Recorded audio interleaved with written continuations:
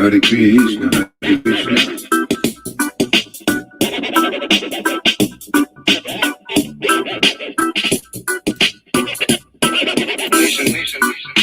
Hare Krishna, Krishna Krishna, Hare Hare, Hare Rama, Hare Rama, Rama Rama, Hare Hare.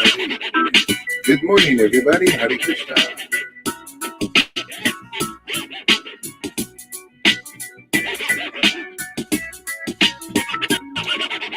Hare Krishna, Hare Krishna, Krishna Krishna, Hare Hare, Hare Rama, Hare Rama, Rama Rama, Hare Hare.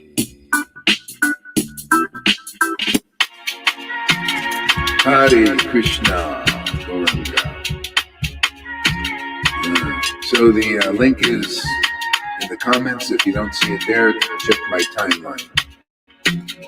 And maybe if anybody sees it, recopy it here because it doesn't always come out. Hare Krishna, Hare Krishna, Krishna Krishna, Hare Hare, Hare Rama, Hare Rama, Rama Rama, Hare Hare, Hare Krishna, Hare Krishna, Krishna Krishna, Hare Hare,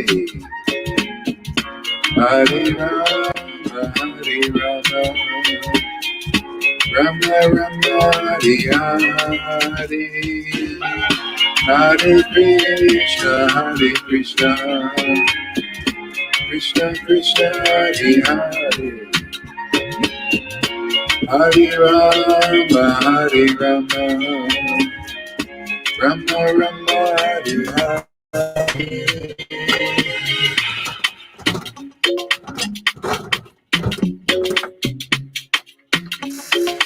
Hare Krishna, Hare Krishna, Hare Krishna. Good morning, Krishna. Hare Krishna, Hare Krishna, Krishna Krishna, Hare Hare, Hare Rama, Hare Rama, Rama Rama, Hare Hare, Hare Krishna, Hare Krishna, Krishna Krishna, Hare Hare, Hare Rama, Hare Rama, Rama Rama, Hare Hare, Hare Krishna, Hare Krishna, Krishna Krishna, Hare Hare, Hare Rama, Hare Rama, Rama Rama, Hare Hare, Hare Krishna, Krishna Krishna, Hare Hare, Hare Rama, Hare Rama, Rama Rama, Hare Hare, Hare Krishna, Krishna Krishna, Hare Hare, Hare Rama, Hare Rama, Rama Rama, Hare Hare, Hare Krishna, Hare Krishna, Krishna Krishna, Hare Hare, Hare Rama, Hare Rama, Rama Rama, Hare Hare.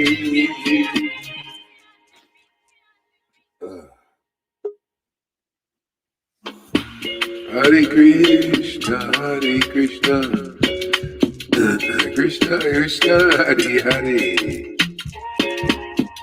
Hare Rama, Hare Rama, Rama Rama, Hare Hare, Hare Krishna, Hare Krishna,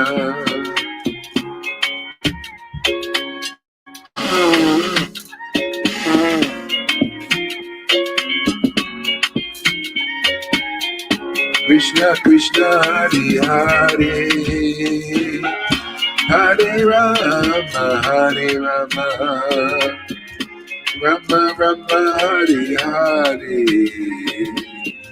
Hare Krishna, Hare Krishna, Krishna Krishna, Hare Hare, Hare Rama, Rama, Rama Rama, Hare Hare, Hare Krishna, Hare Krishna, Krishna Krishna, Hare Hare, Hare Rama, Hare Rama, Rama Rama, Hare Hare, Hare Krishna, Hare Krishna, Krishna Krishna, Hare Hare, Hare Rama, Hare Rama, Rama Rama, Hare Hare, Hare Krishna, Hare Krishna,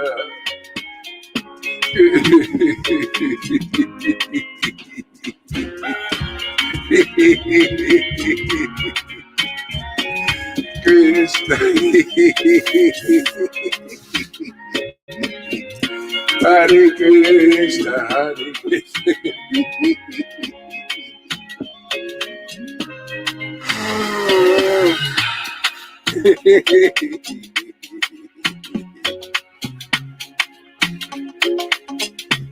Hare Krishna, Hare Krishna, Hare Krishna,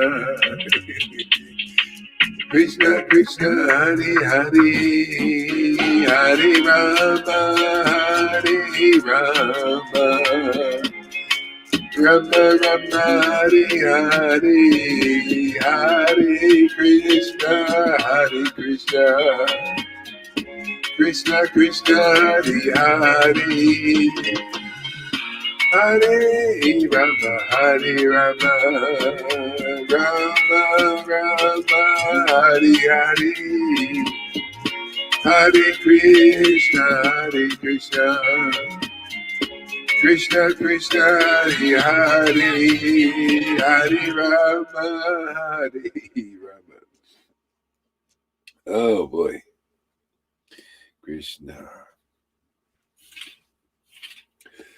Oh, Krishna. Oh, my Lord. Hare Krishna, Hare Krishna, Krishna Krishna, Hare Hare.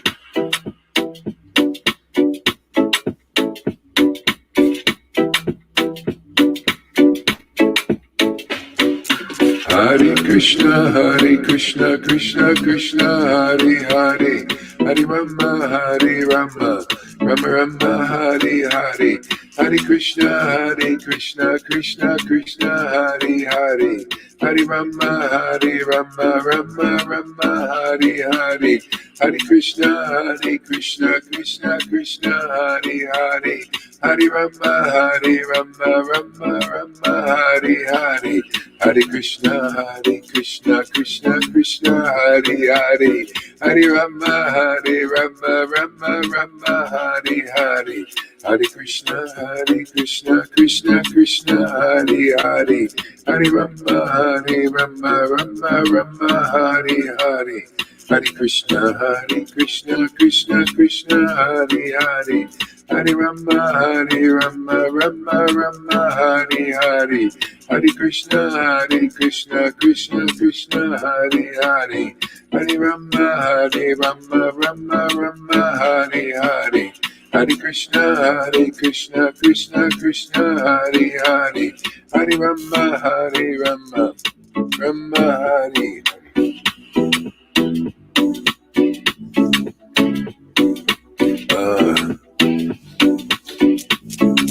Purchase your tracks. Hare Krishna, Krishna Hare Hare, Hare Rama, Rama Hare Hare. Hare Krishna, Krishna Hare Hare, Hare Rama, Rama Hare Hare.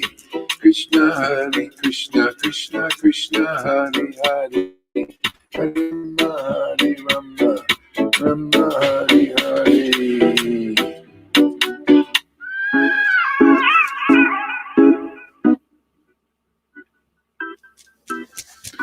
Krishna, Gauranga, Nityananda, Jesus, Srila Prabhupada, Gauranga, Nityananda, Sri Krishna Chaitanya. Hare Krishna, Krishna Hare Hare. Hare Krishna, Krishna Hare Hare. Hare Rama,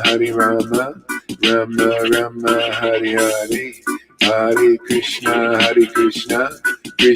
Krishna Hare Hare.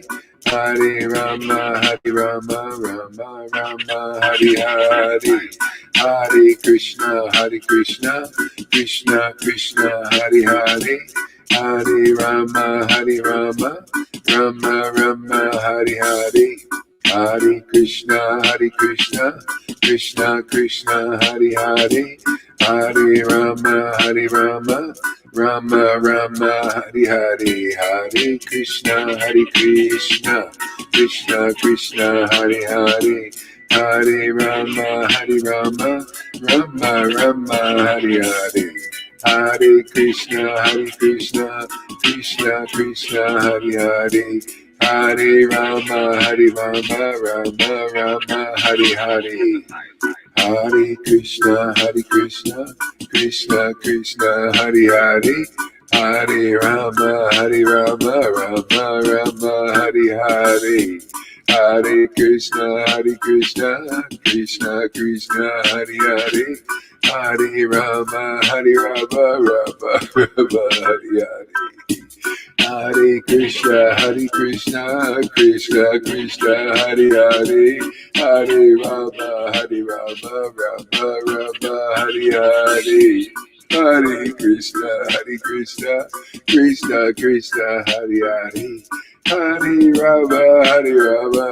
Rama Hare Hare.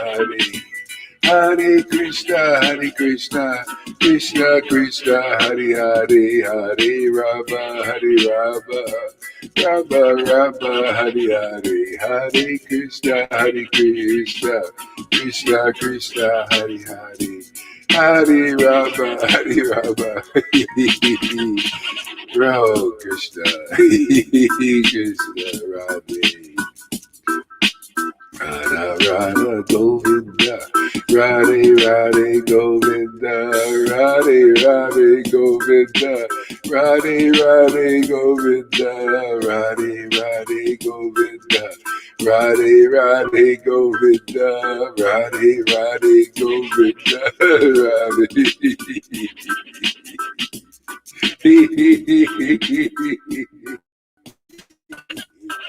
Radhe Govinda, Sri Krishna Chaitanya. Radhe Govinda, Sri Krishna Chaitanya. Radhe Govinda, Sri Krishna Chaitanya. Radhe Govinda, Sri Krishna Chaitanya. Radhe Govinda, Sri Krishna Chaitanya. Radhe Radhe Govinda.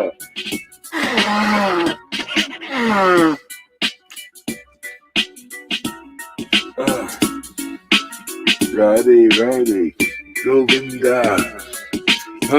Shri Krishna Chaitanya. Radhe Radhe Govinda. Shri Krishna Chaitanya. Radhe Radhe Govinda. Shri Krishna Chaitanya. Nityananda Gauranga.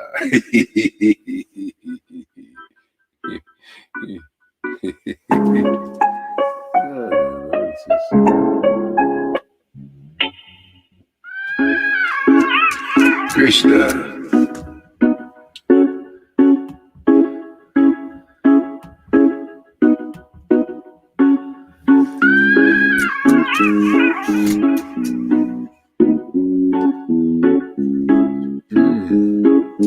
Krishna Gauranga.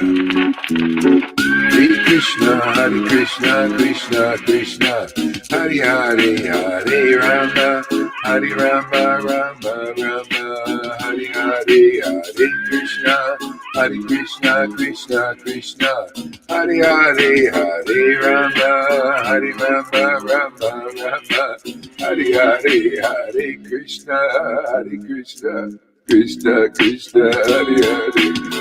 Hare Hare Krishna, Hare Krishna, Krishna Krishna, Hare Hare.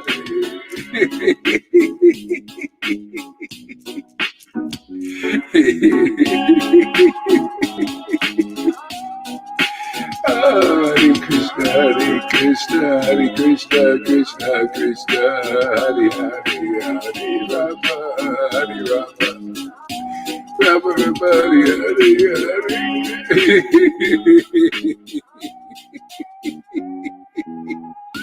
Hare Krishna, Hare Krishna. Hare Krishna, Hare Krishna, Krishna Krishna, Hare Hare.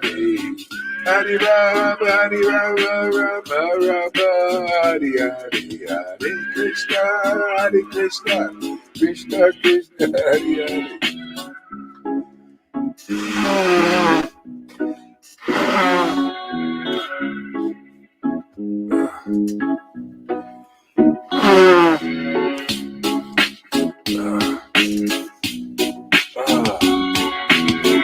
Hare Krishna, Hare Krishna, Krishna Krishna, Hare Hare. Hare Rama, Hare Rama, Rama Rama, Hare Hare. Hare Krishna, Krishna Krishna, Hare Hare. Hare Rama, Rama Rama, Hare Hare. Hare Krishna, Krishna Krishna, Hare Hare. Hare Rama, Rama Rama, Hare Hare.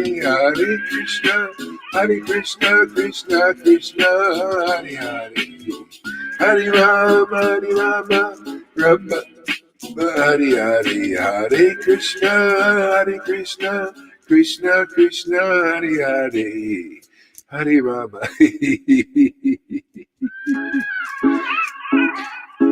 Thank you all for coming back to the spiritual world with me. It's nice to have friends, new friends. Present everybody to Radha and Krishna to have a dance. Hare Krishna, Krishna Krishna, Hare Hare. Hare Rama, Rama Rama, Hare Hare. You won't be disappointed. Hare Krishna, Krishna Krishna, Hare Hare. Hare Rama, Rama Rama, Hare Hare. Hare Krishna. This world is full of disappointments, but not that world.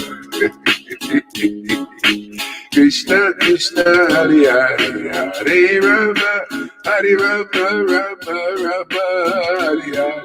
Hare Krishna, Krishna Krishna, Hare Hare. Hare Rama, Rama. Hare Krishna, Krishna Krishna, Hare Hare, Hare Rama, Rama Rama, Hare Hare. Hare Krishna, Krishna Krishna, Hare Hare. Oh, Krishna.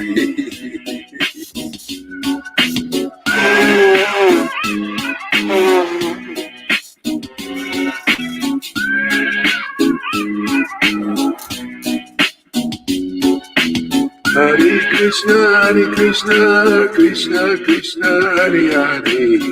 Hare Rama, Rama Rama, Hare Hare. Hare Krishna, Hare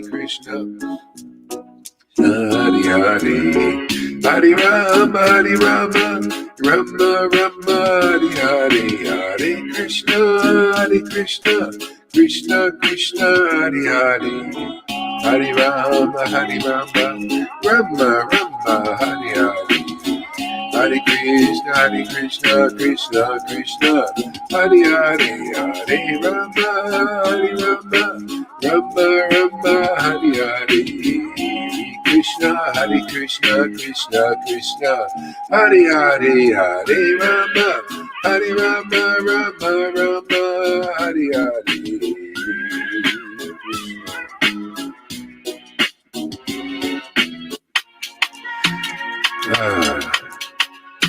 Krishna, Govinda. Wow. Wow. Wow.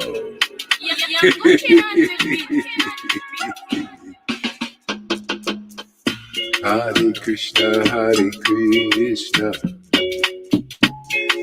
Radhe Radhe Govinda, Radhe Radhe Govinda, Shri Krishna Chaitanya, Radhe Radhe Govinda, Shri Krishna Chaitanya, Radhe Radhe Govinda, Shri Krishna Chaitanya. Radhe Radhe Govinda, Shri Krishna Chaitanya, Radhe Govinda, Shri Krishna Chaitanya, Radhe Radhe Govinda, Shri Krishna Chaitanya, Radhe Radhe Govinda, Shri Krishna Chaitanya, Radhe Radhe Govinda, Shri Krishna Chaitanya, Hare Krishna, Krishna Krishna, Hare Hare, Hare Rama, Rama Rama, Hare Hare. Hare Krishna, Krishna Krishna, Hare Hare. Hare Rama, Rama Rama, Hare Hare. Hare Krishna, Krishna Krishna, Hare Hare. Hare Rama,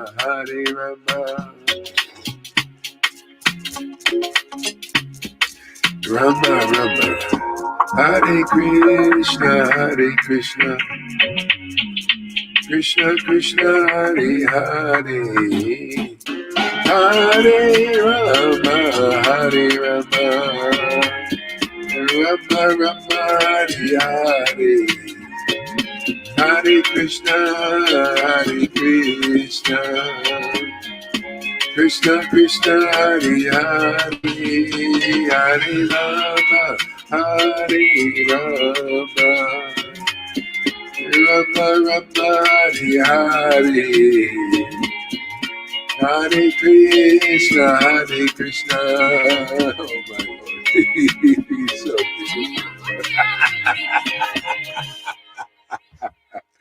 Oh, yeah.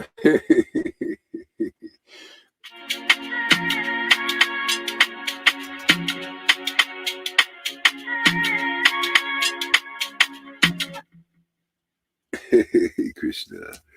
Oh boy. Yeah. Hare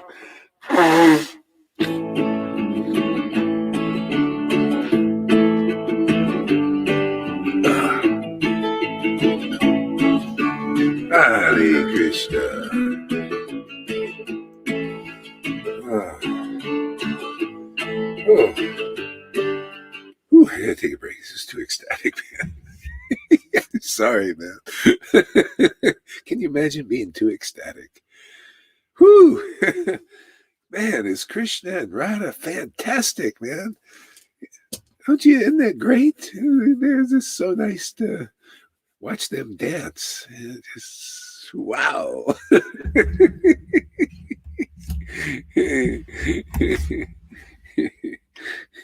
Thanks for using. Yeah. Yeah, by Lord Chaitanya's mercy, and Radha and Krishna's mercy, same thing, but better with Lord Chaitanya because he gives us that attraction. Without them, we have no attraction to devotional service, no attraction to the scriptures, nothing, man. Everything is in them. It's like you live in them. This was the first lesson I learned with Jesus, to learn to be in him and see the world. I love that, man. And this is an extension. You see the world through God. The twin divinities gets more clear, more amazing, man, more truth, man. God, man, who's hungry for that, man? Who wants to know more about the Lord's, man?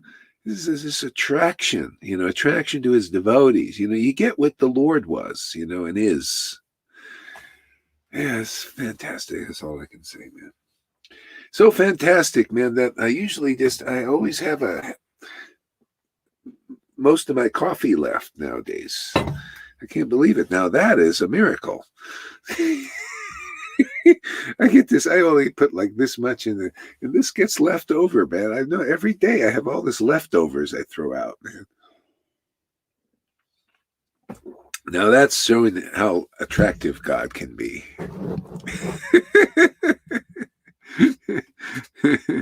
Good morning, everybody. Shama Sundari, I was thinking about you. Hope you're okay. You should come on and give us a report sometime to tell us how God is working in your life. Yeah. All right, man. A Grace Place. This is so nice, man. I have a family. This is like a family, man. Like real devotional community. Yeah. All right. I was thinking about was it Prahlad's preaching again? Let's go read some more of that. That was so nice. Where is it here? Is it here? Let's see. Oh, that's one.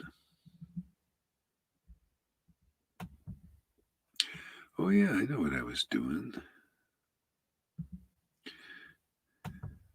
I was reading on here. We're on here. Yeah. Oh, how did I do this? Must be here. Okay.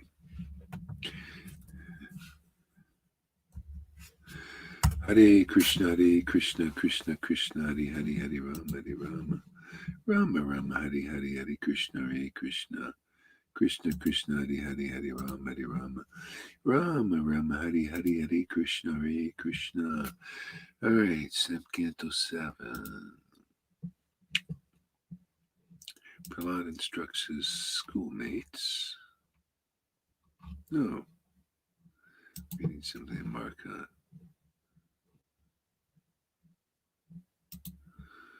Chapter 5 of Canto 7. And then we were...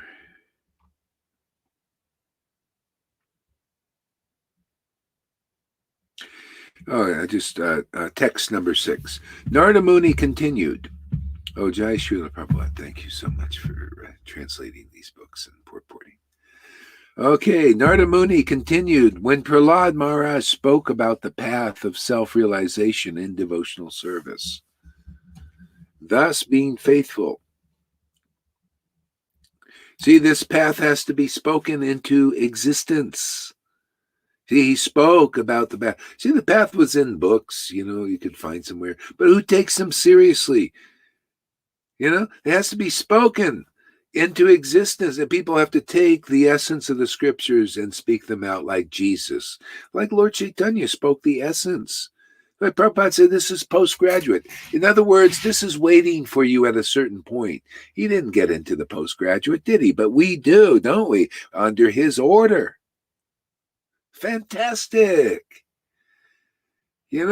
Amazing. Speaking now into existence the essence of the scriptures that he wrote in the books. Goswamis wrote in the books.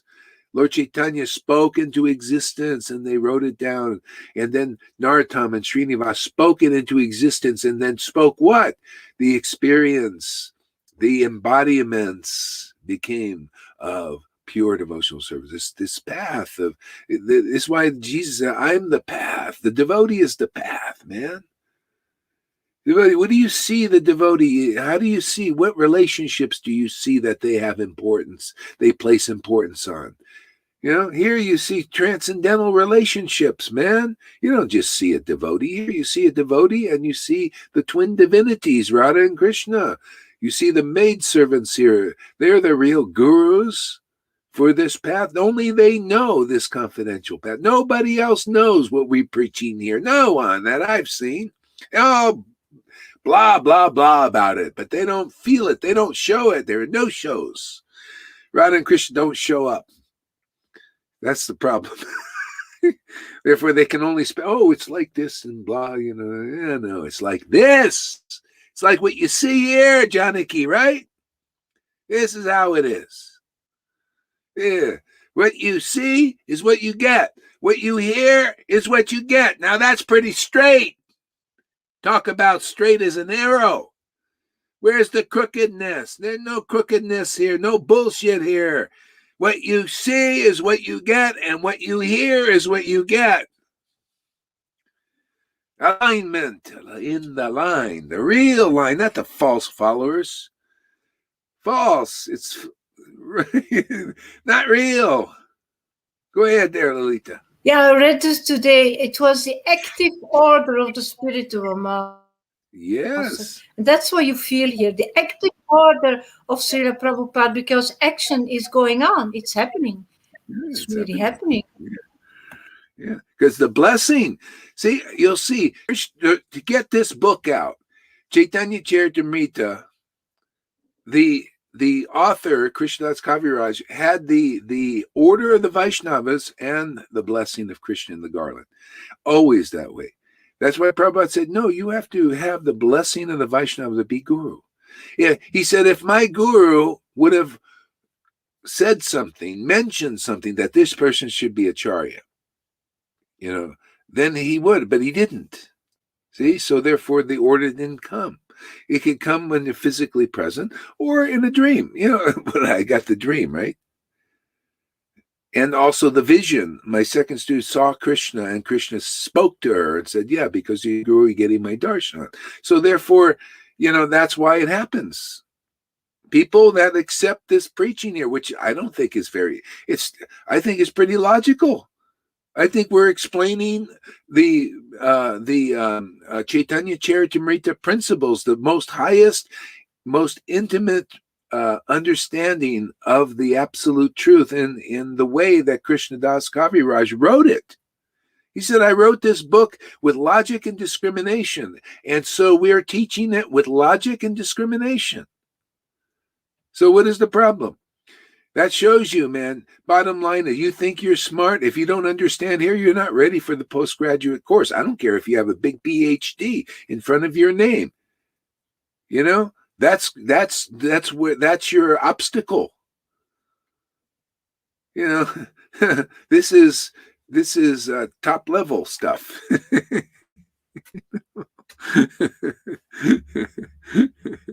How did I get on this tangent? Who the heck knows? Who cares? It's so great anyway. All right. So Narada Muni continued, spoke the path. There we go. Spoke the path of self-realization and devotional service. Thus, being faithful to the camp of his father's enemies.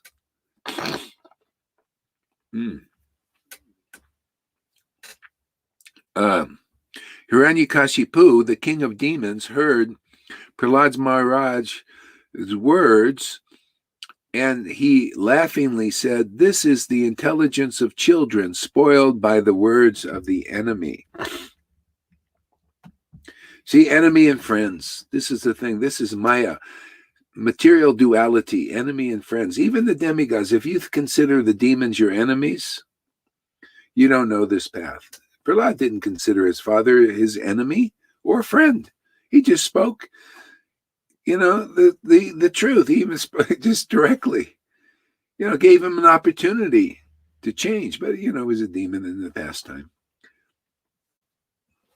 Yeah. Actually, he was a devotee who played the part of a demon, so you never know. You never know. He even begged for the mercy for his father. Yeah.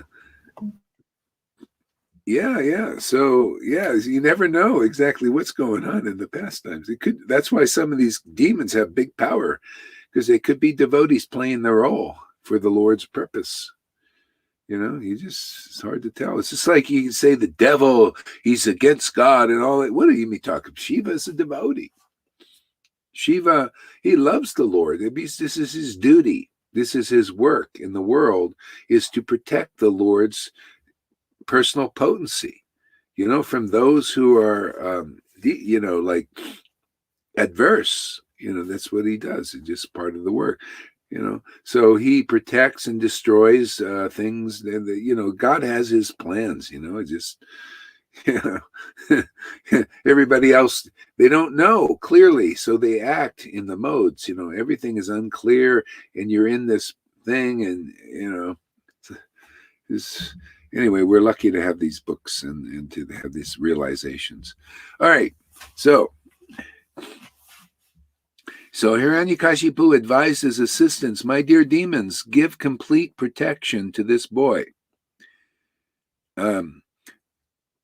Hiranyakashipu advised his assistants, "My dear demons, give complete protection to this boy at the Gurukul, where he is instructed, so that his intelligence will be further influenced. So his intelligence will not be further influenced by Vaishnavas, who may go there in disguise."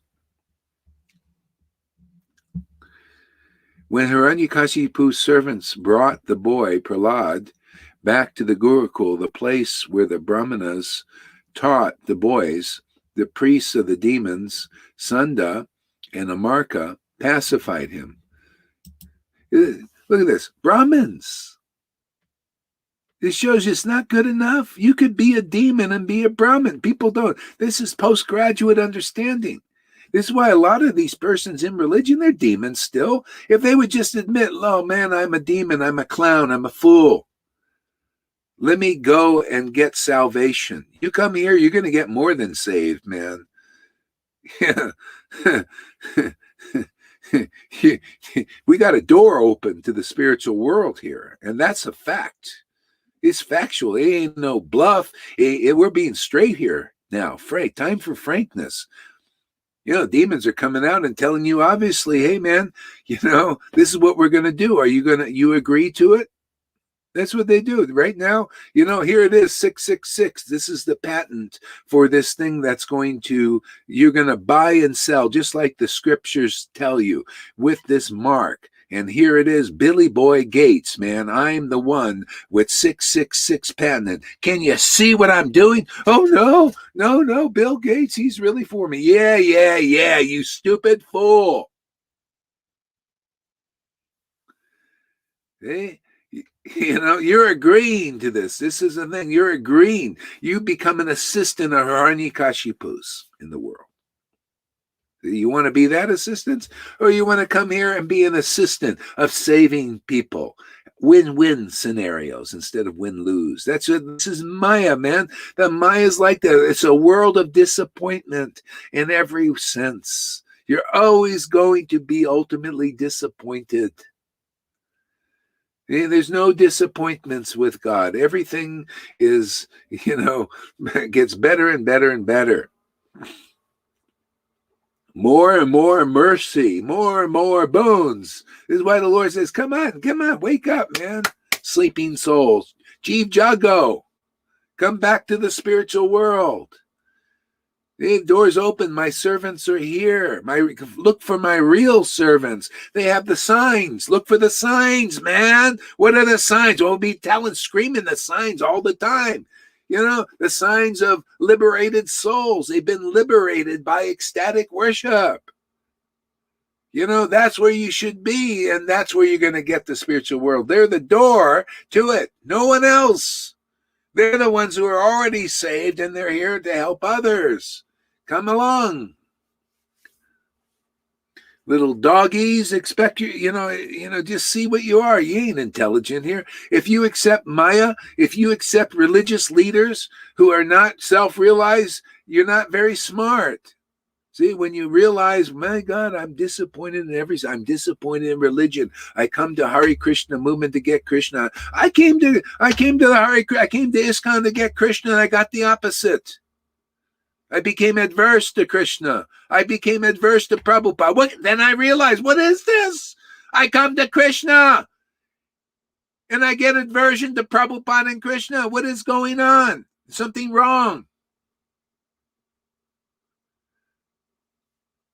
Yeah, and people think they're really, I really love Krishna. You really do? Oh, yeah? Well, then you'll like what we do, because we have the real Krishna here. We have the real followers come here. The real follower means you love ecstatic devotion, just like Lord Chaitanya demonstrated in his life. You don't like ecstatic devotion? How can you say you love Krishna? Come on! That's Krishna! Well, that's Radha. Therefore, she's got Krishna. Krishna loves Radha, and Radha loves Krishna. See, and Radha is ecstatic. Therefore, she is attracted to the real Krishna. Without ecstasy, you're not attracted to you won't know the real Krishna. You will not have these kinds of realizations. No way. You won't have the realizations that are in the book. You can check everything I say. It's in the book. And you know what? Before that, if you've read the book, you say, why didn't I see this before? Because you need more Radha's mercy, which comes through the disciplic succession. You need that love, that devotion to awaken. And it reveals, see, to those who have equal faith in the Guru, in the spiritual master and Krishna, the purports are revealed.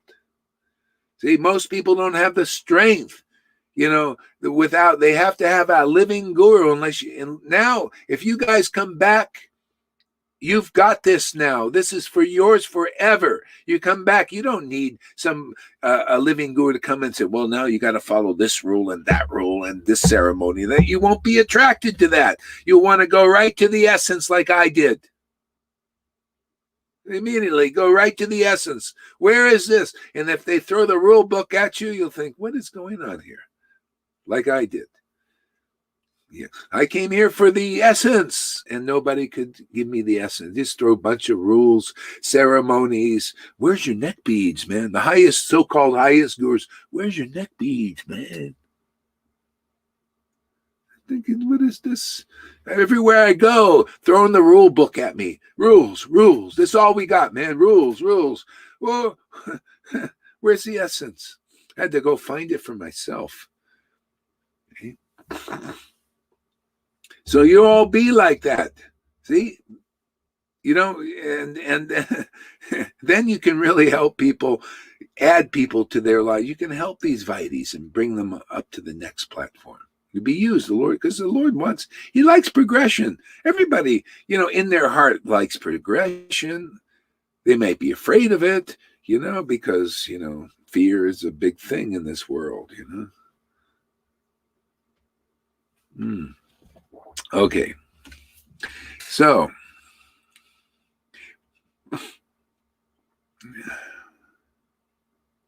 So when Hiranyakashipu's servants brought the boy Prahlad back to the Gurukul, the place where the Brahmanas taught the boys,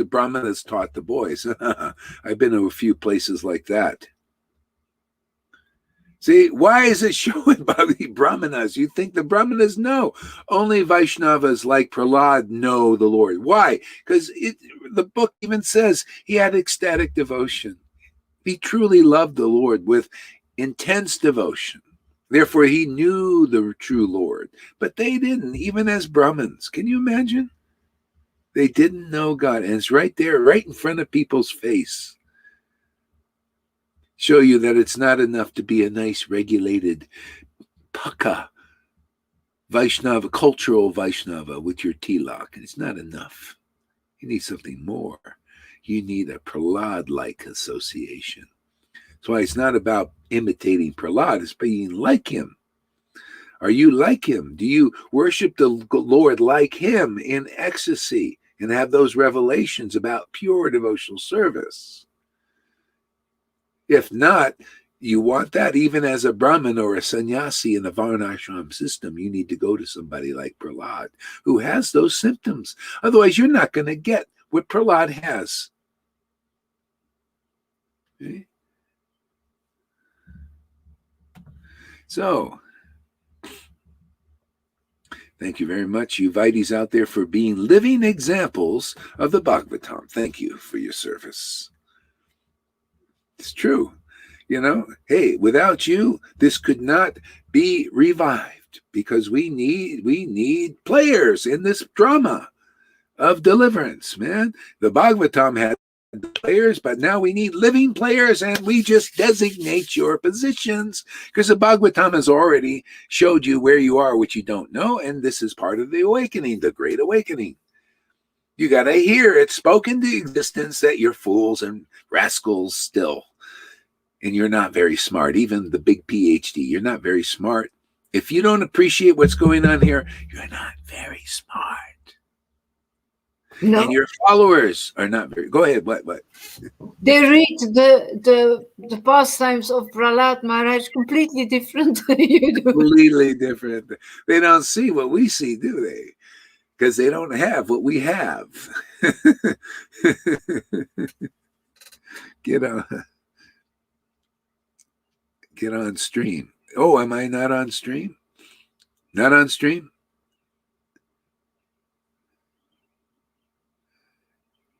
No, okay, just tell me straightly what you're talking about. I'm inviting the other devotees to come on stream. Oh, okay. I thought you said I'm not on stream. Okay, great. Okay. All right. So,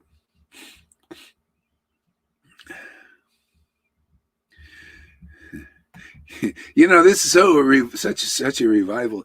We're doing exactly what the Goswami, the Narottam and Srinivas, when they preached and revived ecstatic devotion, they used the Goswami concepts. They used the Bhagavatam to smash all these illusions that were blocking people from going deeper. Even being thinking, being a Brahmin and a sannyasi and one of these gurus on that level was enough.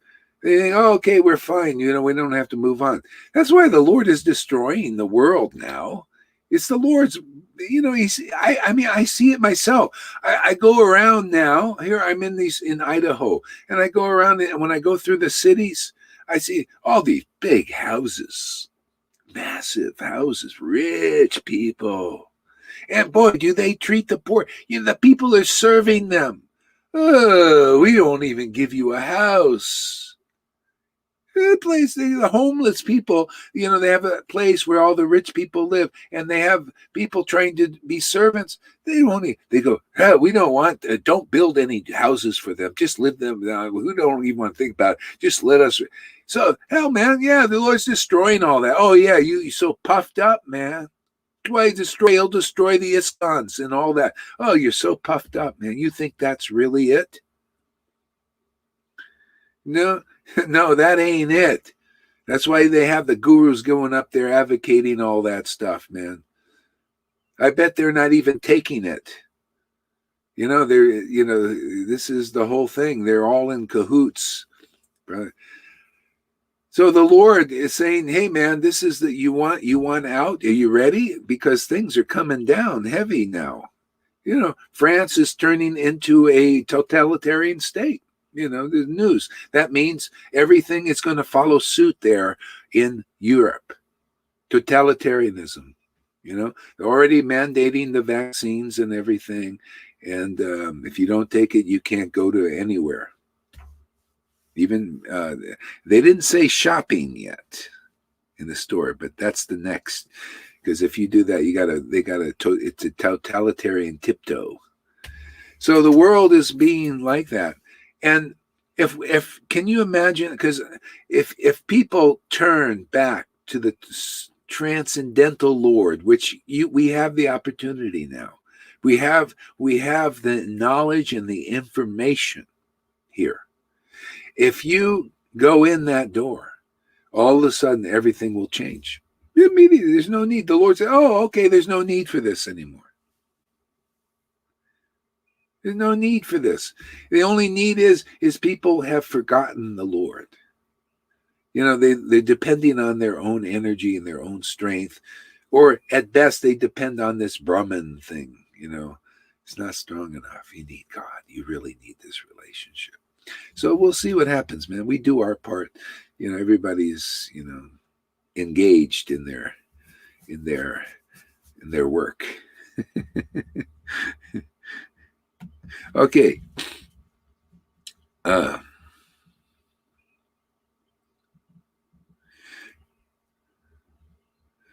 boys, the priests, and when Hiranyakashipu's servants brought the boy Prahlad back to the Gurukul,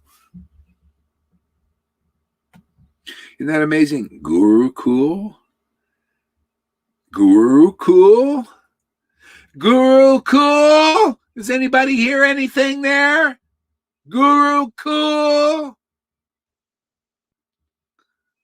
And you think that's enough, being in the Gurukul? Haven't we heard stories of what happened in the Gurukul? Isn't there $1 million suit against the Gurukuls? What the hell happened there? Who was in there? Do I need to speak any more about that? Ain't good enough to be in the Gurukul.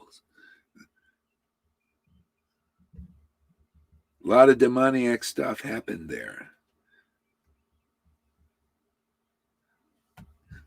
What you need is a cool guru.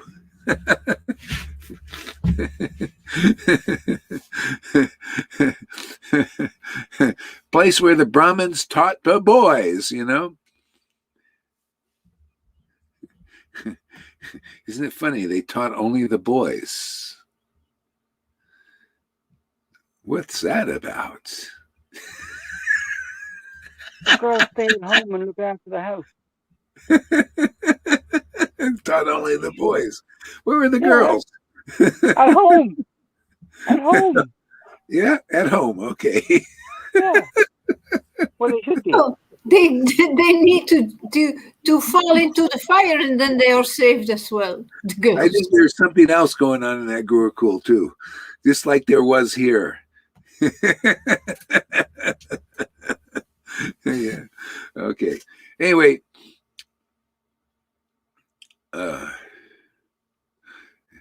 And listen to this. And Sandanamarka pacified him. With very mild voices and affectionate words, they inquired from his as follows. See, this is the thing. These guys, they're hypocrites. Mild and affectionate. I remember I had a guru in ISKCON like that. Mild and affectionate words. But inside his mind was something else. I'm telling you, man. That's why they don't see. This is why those alleged, the false followers, they don't like this preaching. It's too straight. They like to hear the mild, hypocritical words of these governors. They're the governors. See, governors of the Krishna conscious movement. Mild, hypocritical words. Just like, Judas says, listen to the Pharisees. They're mild. We really want to help Jesus. Very mild mannered. And wool, what did Jesus call them? And I call them again because call them out. Wolves in sheep's clothing. That's who you believe in over there, man. That's called religion. They're still wolves in sheep's clothing. Yeah, they're not straight. Oh, don't go to Gohari. Don't listen over there. Oh, he's abnormal. Oh. See, as they're destroying your opportunity. You know their game, man. It's all in the book. It's all in Jesus's preaching. It's all in Lord Chaitanya's preaching. It's all over the place when you got realization. You're not afraid to teach the truth and set a few people free. Anybody who listens here, man, you're going to see what's really going on behind the scenes. And then you'll be able to get out. Otherwise, you'll be jerked around and manipulated by the wolves in sheep's clothing. The cave dwellers. Oh, he's a cave dweller. He must be a pure devotee. Yeah, sure. Mild air instead of real substance. Exactly. Just a bunch of air. A lot of farts. You're actually farting and you're smelling it. Oh, it's so nice, sweet. He's smelling fart. Smells So There's roses here. These are roses.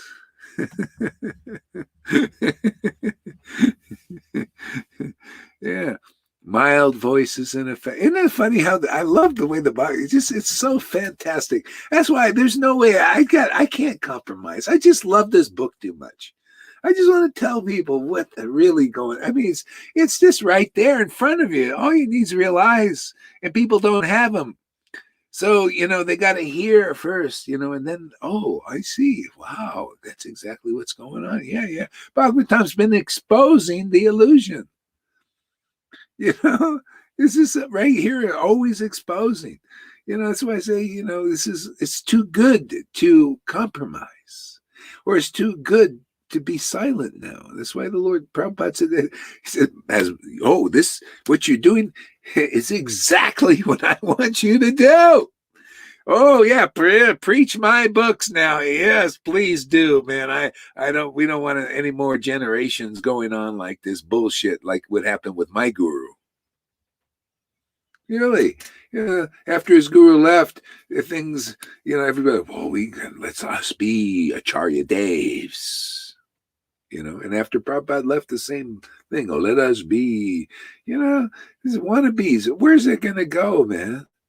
So anyway, luckily, some get through and preach the real Bhagavatam. See, and anybody who's sincere, the jewels can come here. If you like the hypocrisies and the wolves in sheep's clothing, go out there and follow your rules and regulations till you get finished with that and tired of it. Then you can come here and hear the real Bhagavatam. See, the real Bhagavatam, you learn right off. First thing is, hey, Vedavyas he taught those rules that you're following for 40, 50 years. He taught them. He wrote them. He wrote the rule book, and then he taught them, and his heart was unsatisfied. And you're like that? Okay, great. Come on now. Now you're ready to move on. If not, go out there, and because you haven't heard the Bhagavatam yet. If you had, you'd start asking the question, why haven't these rules fulfilled my heart? You're not in touch with your heart yet. Well, follow more until you start to ask questions. Why? Well, that's where the Lord is. He's giving you an awakening now, like Vedavyas. Now you're ready. Now you'll come here. We'll speak the real Bhagavatam to you.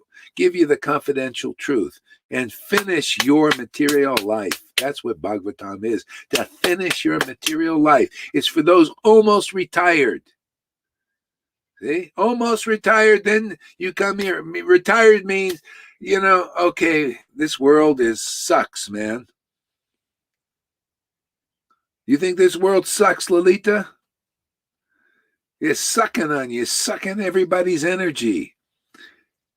It's sucking the life out of you and making you weak and cripple-minded and stupid and being controlled by 666s as your God. That's weakness, man. That's this world. Patents, that's going to be your life. Oh yeah, give me the mark, man. I talked to one kid out here. The guy was young, man. I said, I inquired, do you think there's something going wrong in this world? He looked at me. Young guy. Smart too.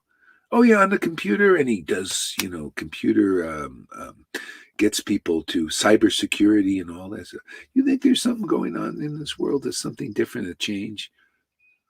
Oh no, nothing going on here. Everything's okay, same. Oh really? I said, boy, you're a millennial, aren't you? What's that? Yeah. Well, you were born in about the 80s and 90s. See, that's when they started to change the educational system, and they think everything that's going on is, oh well, this is what I learned in school, is what's going on. Marxism, and they didn't see, didn't even have a thing, and they talk about. So, and then I started to enlighten him a little bit, and he says, "Wow, that's really scary." I said, "Yeah, well, unless you have a back door, you need an escape route. So that's what I do. We're an escape, And I said, well, anyway, listen to a point. Actually, he had a call that he was on and everything. He held the call to listen for a while, a long time actually. And he said, well, I better get back to the call. But a lot of people are oblivious. I can't believe it. They don't see there's something going on, some big change. Yeah. Yeah. The same, you can look in religion. They don't see there's a big change coming here. You think our preaching is going to go? We have the backing of Prabhupada and Krishna and Lord Chaitanya and all this deep. You don't think there's going to be a change to the Krishna conscious movement? Come on. Come on. Their order, that's their desire. Yeah, not my desire. Well, it's my desire. Yeah, because you come in harmony with you start to see, oh, their desires is my desire. I mean, and if I have anything for this to do with the body, it's just body stuff, man. It's really insignificant. A cup of coffee here. It's really, I mean, their desire is what's really important. Their desire is to liberate the world. But their desire is to enjoy bhakti, and they want us to understand the value of this enjoyment. So that, because, God has to live in all these houses. He does, he's got to live in everybody's house. He would like a relationship with everybody so that they look towards his transcendental nature and that they can become happy because he's happy in their own hearts. That's the whole point of life for everybody. People got it wrong in the world. They're all chasing their own desires for control. Like these elites, man, they want to control. They're chasing all that stuff. See, and the demigods, they want their little things. That's why there's a war between good and evil. You think we're teaching anything about good and evil? No, we're teaching paradise. We're teaching the real Garden of Eden of being close and intimate with God like Adam and Eve had. Until they listen to the snake. Yeah, snake is both the good and evil. It's a snake, man. It's the illusion. Yeah, both of it. This. Good and evil is a pastime of the Maya, the illusion. You take a side. This is good. This is evil. But this level is the paradise level. Is where we are meant to be, in bliss and ecstasy, and relishing transcendental happiness. What you see here, in this kind of chanting is very rare. This is where it's all going. What do you think Krishna came to teach? This, didn't he? What do when you read the books, what is he doing? He's chanting the holy name in ecstasy. What do you see here? Chanting the holy name in ecstasy. Come on, wake up, guys out there. Wake up, ISKCON, Gaudiya Samiti. Stop doing the no-show thing. It's time for the show. Extravaganza. Active order. Become active now in your devotional service. Yeah, yes. Show the devotional tits.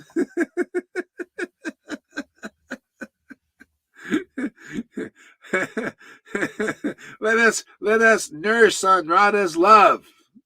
Bhakti, not this other stuff. Those with a dirty mind will run away.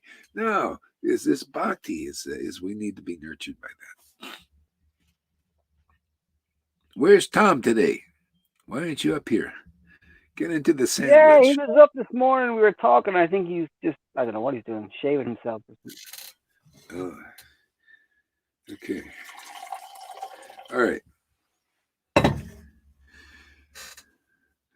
So, dear son Prahlad, all peace and good fortune unto you. Kindly, see, and that's another thing. You ever see these gurus always giving blessing? Oh, bless you, bless you, bless. They're like these Brahmins. Their blessings don't have anything. They don't, hey, man, yeah, what is this? Oh, they love giving blessing. Here are my feet, wash my feet, all that stuff, man. But their blessings don't have any really spiritual power. Yeah, I don't. You come here. I don't know. You don't see me. Oh, bless you. No, you just come here. You got your blessing automatically. You're blessed automatically by coming here. You know, hey, it's a no-brainer. You're coming where God is working. How can you not get? And when I say God, don't say, well, God is working with us, Guru, and everything. No. The Shuddha Bhakti Lord. That's the important Lord. Shuddha Bhakti, pure devotion, pure love of God, man. You come here, blessing just sprouts. No, I don't need to bless you. It's all a big show. Brahmin show. This is Bhagavatam showing you that. Can you see anybody out there? See, Bhagavatam, oh, these guys are demons. Oh, bless you. All good fortune to you. And hypocrites can't give good blessings. Oh, mild manner, everything, but their heart is like a razor, like Putana. Oh, better see the razor sharp truth, man. We just cut it. What? Go ahead. Which blessing are they giving? They have no source. Where do they get the love that they are giving? Nothing is flowing through them. They're not connected to the source. The modes are flowing. The modes. They think that the modes have no power. Modes are in darkness. It's dark blessing. It's just a show, man. External bhakti. It's big shows. Oh, bless you. Here, wash my feet, man. You know, this. Oh, my guru. I touched his feet. Oh, and I get all this stuff, man. This is external, mundane material. Bless you. Like you just when you're in the real place, you will know you got a blessing. You will feel if you're meant to be here. You'll feel the blessing. And sometimes the blessing is purification. You know, that's why you get sometimes confused. Well, I just want to get to my service right now. I'm going through all this. Well, that's your blessing right now. You know, you're in the fire, man. You burn in all your karmas, everything. That's your blessing.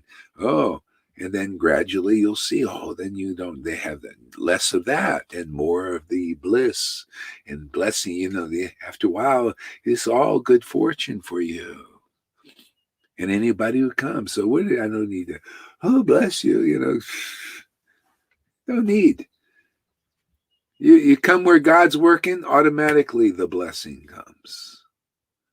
You become blessed just because you come close to God through his real representative. And especially if you like it. Oh, especially if it keeps you coming here and then your Bhakti baby is growing in you, is awakening and growing. This is the only food for it, is the pure devotee and pure devotional teaching. The only food to make Krishna grow. Krishna says, my real devotees are the root from which I grow, and you. Otherwise, he doesn't grow. He's stunted in there.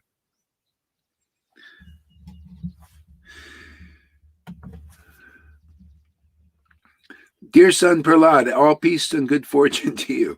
Kindly do not speak lies. Just reply with the truth. These boys you see are not like you.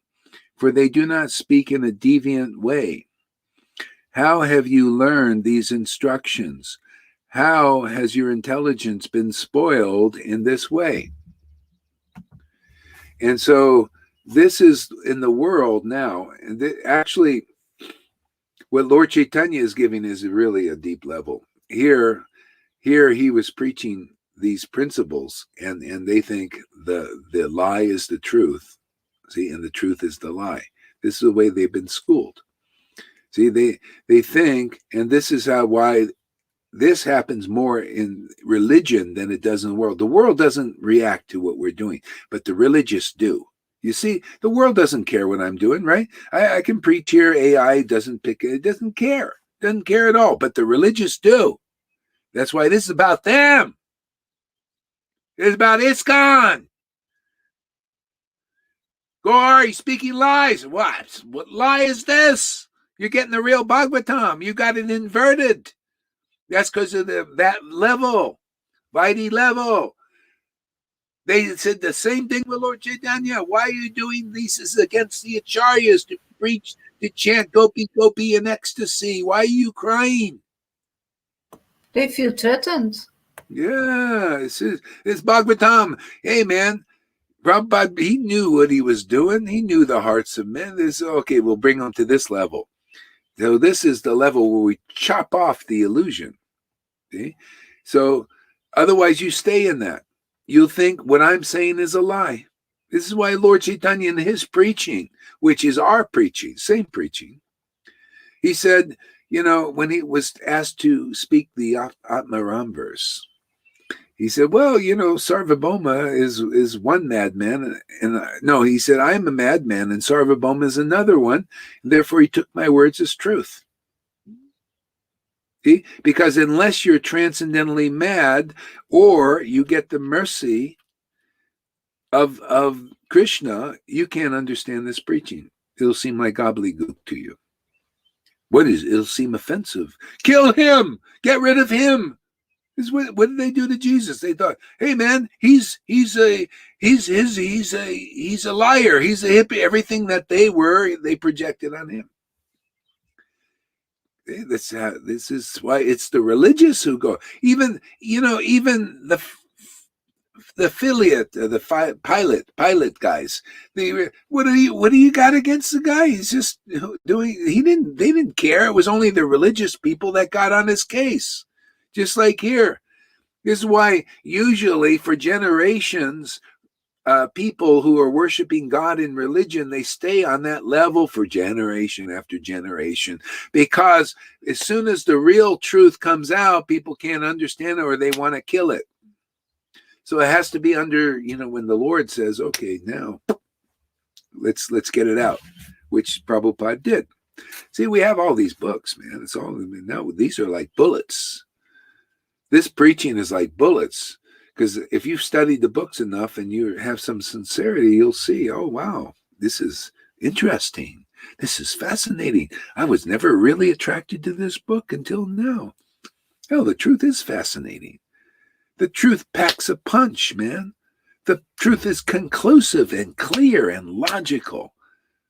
See, you got to be purified, and then you can wield this Bhagavatam to liberate souls. People who listen to your word, this is a promise keeper, right? This is what Lita says, a promise keeper. Yeah, I said she get bhakti, and everybody else who becomes, following that path, you will also become like this, and you will, and do. What are they saying? Oh, come listen to us and you'll go back to Godhead. Well, not now. You won't experience it. Oh, no, many lifetimes, but you'll go back to Godhead. Listen to our bullshit. Get our blessings that have no power, really. No spiritual power. You might get some power so that you can become a false acharya. You can become wealthy. Yeah, but you won't get the power to be delivered and deliver others. No, that's Shuddha Bhakti, man. That's gotta be your life and soul first. Yeah, if you don't make this your life and soul, you stay in the Vaidhi pile. You'll die of Vaidhi Bhakti out there, and you'll take another birth. You come here, you can get free very fast, as long as you don't get like you know dumbed down by too many drugs, and these things. You got to watch out for these doctors, man. Poor Tuka, he got into taking this stuff from the doctors, and has big problems from that. He sees. Poor Tuka. So Poor what? Tuka. Nothing. Gabriel is Fucked.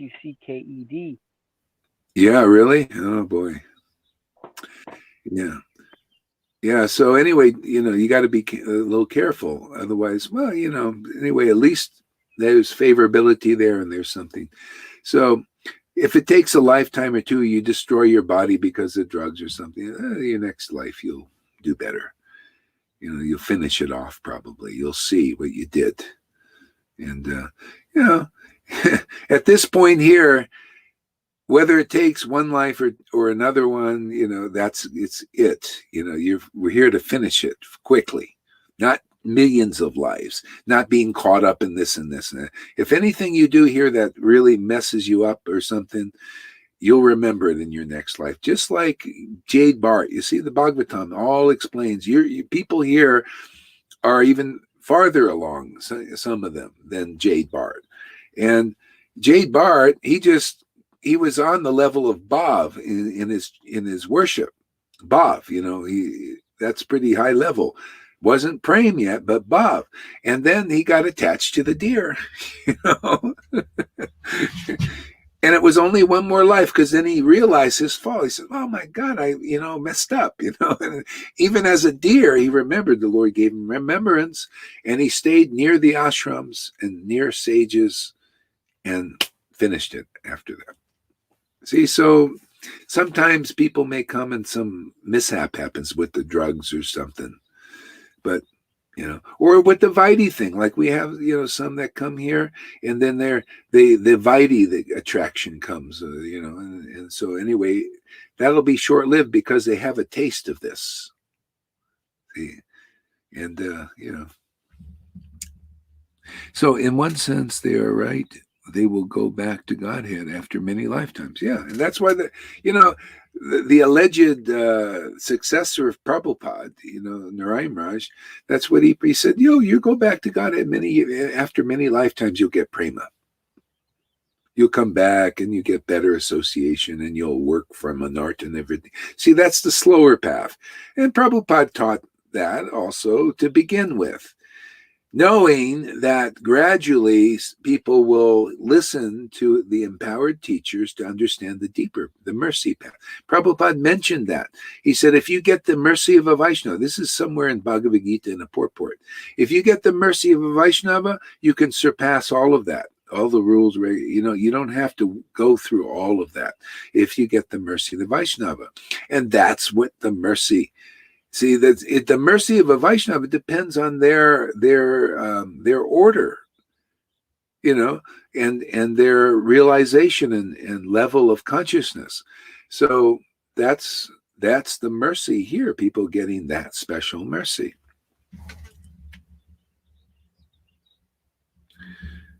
Yeah. Okay.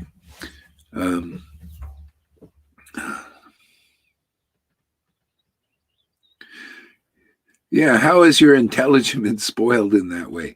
Oh, best of your family, has this pollution of your intelligence been brought about by you or by the enemies? See, everything is reversed. See, here, if you associate with devotees like Prahlad who have this ecstatic love, instead of being polluted, you will be purified. See, but the way the world works, it makes it look like you're being polluted. Especially when you go through the purification. The purification is that pollution being burned up in the fire. That's the baptism by fire. See, John said there's somebody coming where you're going to get the baptism by fire. That's what you get here. What's that saying? The same conditions are happening here. That's pretty amazing. I would say, for the Vaishnavas. The baptism of fire, man.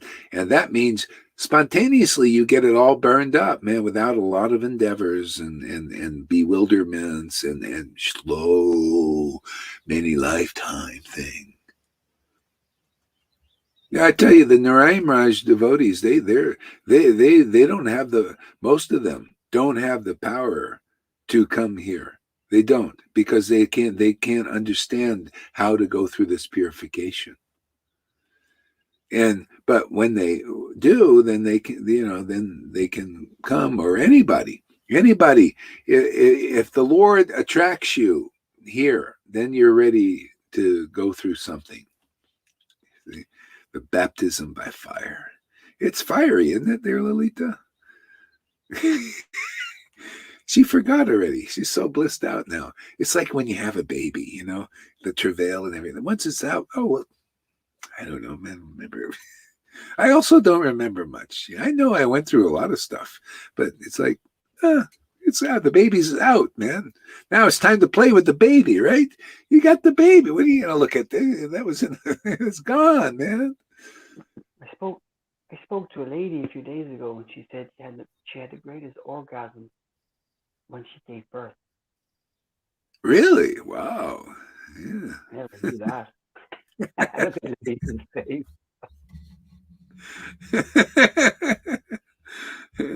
Where to make a baby for that? Yeah. Here you have the spiritual birth. It's a great orgasm, actually. It's a transcendental one. Yeah, when I had my spiritual awakening, it was like an orgasm. I felt every cell in my body erupt in ecstasy, but it wasn't a seminal thing. It was a cellular. Everything was in ecstasy. It was fantastic, man. It's like, wow. I told some Christians that when I had awakening with Christ, I would love to have that. And it lasts weeks and weeks and weeks, day and night. Yeah. A long time. Man. Wow, they were praised. I would love to have something like that. All right. So Prahlad replied. Who do we got here? Somebody wants to come on. Tom, all right.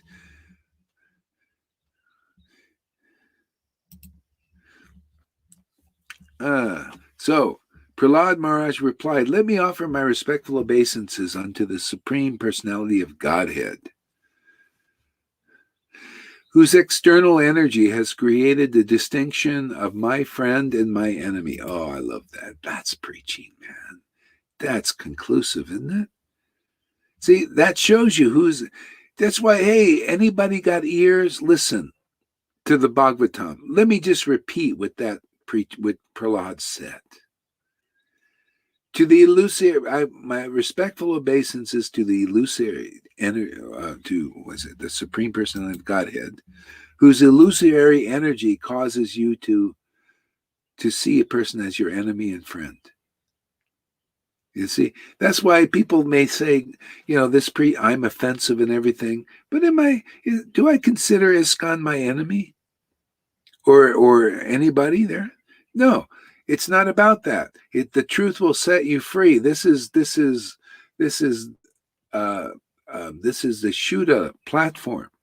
I don't consider this is when you're raised to this platform, you're free of actually causing action and reaction in this material world from your word. See, from you're treating people as enemies and friends. There's always material reaction for that. There's material bondage for treating people as your friends, because they're not there. It's like, oh, this is my friend. Oh, really? He's drowning in Maya, and so are you. You go down together. Very nice. See, you're bound to each other, and you're like a double weight now. You just, instead of one weight, you go down slowly. Now with your friend, you go quicker. That's how good a friend they are. And then you got your enemies out there. You sit there, you go against your enemies, it's like a ping pong match. You get a reaction and you suffer the reaction because you treat them as an enemy. It's all illusion. Action and reaction, karma, Yamaraj, bring them to me. Many Vaishnavas are still like that. You see, they're like in the Gurukuls, and they got Brahmins, Tipatim there. See, Yamaraj, yeah, bring those Brahmins to me. Bring those Gurukulis to me, and their teachers especially. The enemies and friends here. Okay? That's not a self-realized devotee. Prahlad didn't, he saw this is illusion. See, when you really realize Krishna, that means you realize the Bhagavatam. You see, the highest truth is reality. Reality is Shuddha Bhakti, man, distinguished from illusion, enemy and friends. Any of you people out there in ISKCON think I'm your enemy? Or anybody here is your enemy and that we're demons and all that? You're caught up in the illusion. And that's Bhagavatam. He's pointing your level of consciousness out. Bhagavatam. We just speak it so that you can see it. Or rebel against it. Then you act it out. See, acting it out is part of the purification. That's why it's got to be a bit of a war. Prahlad created a war. Oh yeah, you guys are an illusion, man. You consider me your enemy. You consider me an illusion. I'm just preaching the truth. Isn't that the truth? Pure devotional service. What are we doing here? We're following the footsteps of Prahlad and preaching pure devotional service to those who consider us enemies and friends even. See? Because people need to see there's another path in this world. They thought, it's only the path of enemy and friends, right? I'm a Trump supporter. I'm a Biden supporter. The Trumps are my enemies. Oh, Biden is my friend, or vice versa. And this is Maya. This is the illusory potency of the Lord. And they're all day long going through that, getting burned out. That's the lesson. All day long, we're going at this and never get burned out. You notice? Because I don't treat anybody as my enemy and friend. The truth is my friend. That's why the devotee and the Supreme Personality of Godhead,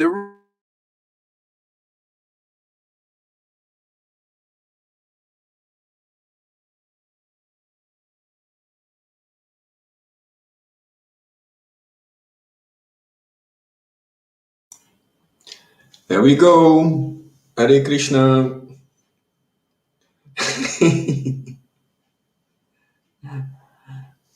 You can unmute, Karuna. Hare Krishna. I lost contact with the bona fide spiritual master! Hare Krishna. Hare Krishna. Hare guys! What are you saying? Oh, you're back. Sorry. Oops. yeah, it does that thing again. I just have to do what I have to do to get it done. Okay, we're done here. Okay. Yeah. So yeah, this is the Bhagavatam is the light for the world. Really is. And when it's spoken, then light is spoken into this world. The conclusive truth is the light. It's brighter than the sun. The sun won't dissipate our darkness in our hearts, but this preaching will. This will put everybody on the real path who wants to be. And if you fight it, though, you can fight it, but then those who go in, they'll see. They'll see, oh, wow, people, we thought Gaur Hari Das and his friends were crazy, but, there's something special there. Every day, they go online for hours. Why do they, without neck beads and all this stuff, these external things, how can they be so dedicated to Krishna and Lord Chaitanya and surrender to that? What's going on there? After a while, it works its way in because the truth is more powerful than the illusion. This enemy and friend thing, what is that? That's the dark. This is light, man. Who the heck? Light is stronger than darkness. It swallows it up. The medicine symbol there, the two snakes going up the pole, and then one snake swallows the other. That's the truth about Krishna. Swallows up his own darkness. It's more powerful, right? And that's the healing, man. That's the medical thing. You want to be healed. Well, let's heal your spiritual body, your consciousness. Let's get the light to swallow up the darkness. Man, now you become a medical professional. The best doctor is the bona fide spiritual master, because the darkness is swallowed up by what they believe in, by their life and soul. You come here, that truth will swallow up that darkness. That's what we do here. We swallow. We're like swallows, those birds.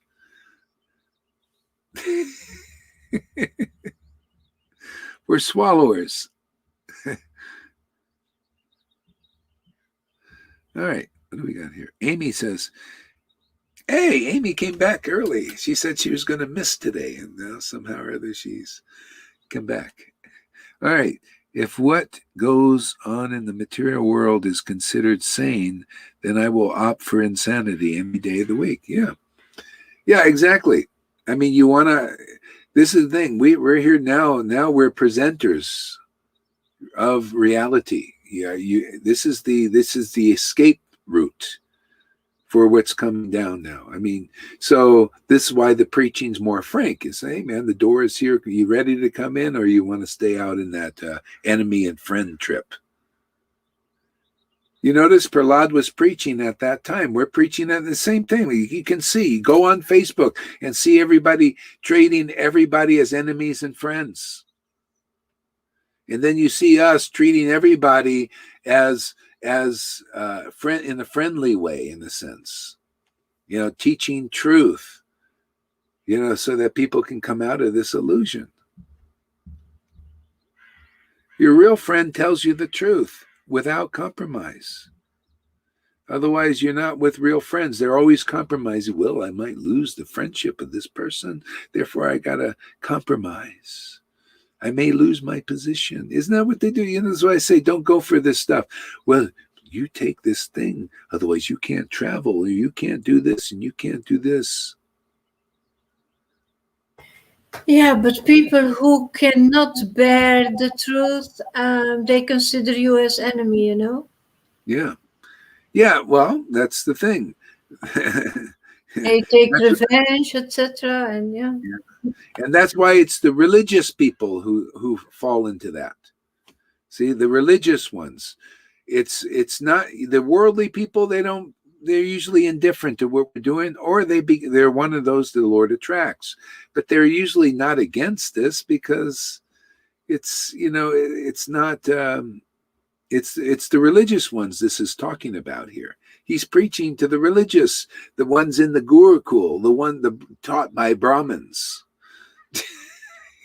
It's funny to see. I've never seen this before. This is all, new revelations. I love it, man. This is every day. This to me is the food, the understanding, and it's right, makes sense. You look at right there and it makes sense. And you look in the world, you see this is how we learn. We're being schooled by God. This is the greatest schooling. He's teaching us. We're like in school. I love it, man. I love to learn. I mean, ever fresh thing. Yeah. We're learning the essence. We're not learning a bunch. You go to college, they teach you all this bullshit. It's usually useless in the world. It's useless in the world, and it's useless here. And so what is this is the illusion. It does that. It makes you just spin your wheels for nothing, man. It's ridiculous. Okay.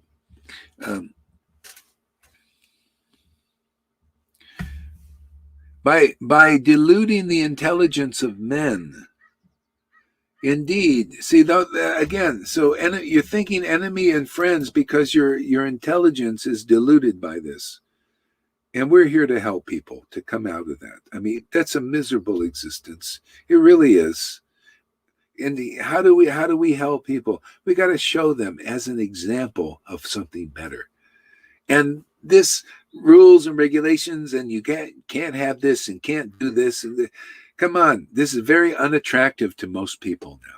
They need a stronger thing. Didn't Lord Chaitanya come here to give some stronger thing? He was giving people this Bhakti Lata Bij, which we also give. That's our job here, to give them a stronger method of deliverance. Jesus also came to give a stronger method other than the rules and the regulations and the mandates and you must do, and the hypocrites and these religious people are our leaders. You need a stronger thing than these weak blessings of Brahmins. We, bless you, like that. Like the book says, they're weak, there's hypocrisy there.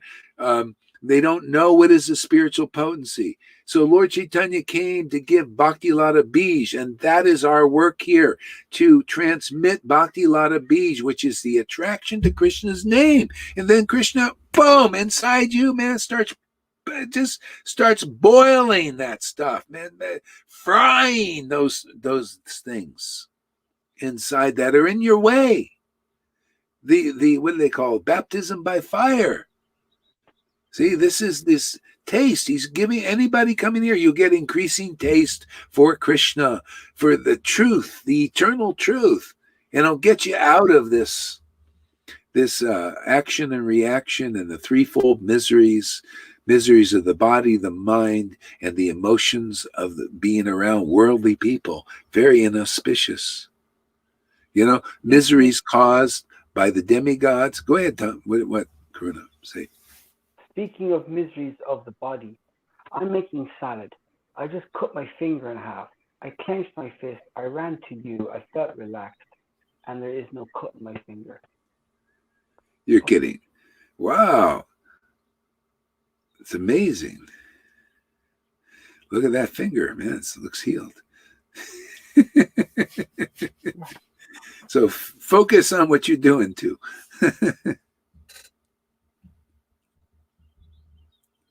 Okay.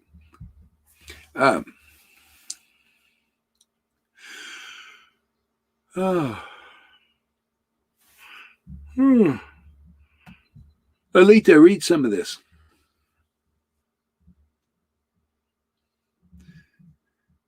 You got it up? Yeah. Prahlad Maharaj replied, let me offer.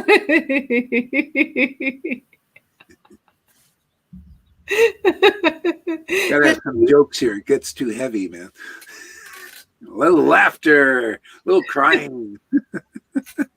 Let me offer my respectful obeisances unto the Supreme Personality of Godhead, whose external energy has created the distinctions of my friend and my enemy by deluding the intelligence of man.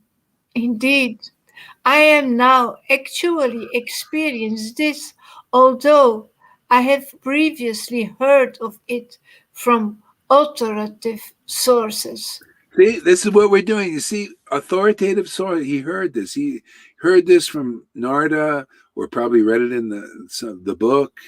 Authoritative sources. These are authorities. Now he's seeing it. Now we're seeing it. I see what he's saying. I see all over Facebook. Enemy friend. He's seeing all this stuff going on in reality in his life, and he's speaking about it. See, he's speaking about it there. We're speaking about it too. That's why I say what's going on here is powerful. It's the living book, the living Bhagavatams is happening, and we're talking about discussing this. This is real sadhu sangha. You know, the Vaishnavas at this point, they don't have the power to discuss like this. That I've seen. They just give the more parrot classes. You know, nothing very deep. You know, this is very interesting. This is living. This is the life, man. It's like this is why it's an amazing time to be born in, because we have the living time where you see the war between good and evil, and then God is coming to this world, coming to the good and evil, and preaching the truth, the real truth, to set people free. That are caught up in the good and evil. You see, people where's the second coming? Second coming is whenever you see the fight of good and evil and the Lord preaching through his devotees. Because you see, good and evil uses representatives of good and evil. Well, who's going to represent the Lord? See, we're representing the Lord's spiritual truth here in this world. It needs a representative. Yeah. See? So, good and evils represent, well, who's going to represent Shuddha Bhakti? Who's going to represent the Lord who doesn't consider anybody enemies and friends, but just preaches the truth? Somebody has to. Otherwise, we don't know where it is. We're being used for that. Go ahead, Lalita. Read some more. When the Supreme Personality of Godhead is pleased with the living entity, because of his devotional service, one becomes a pandita and doesn't make distinctions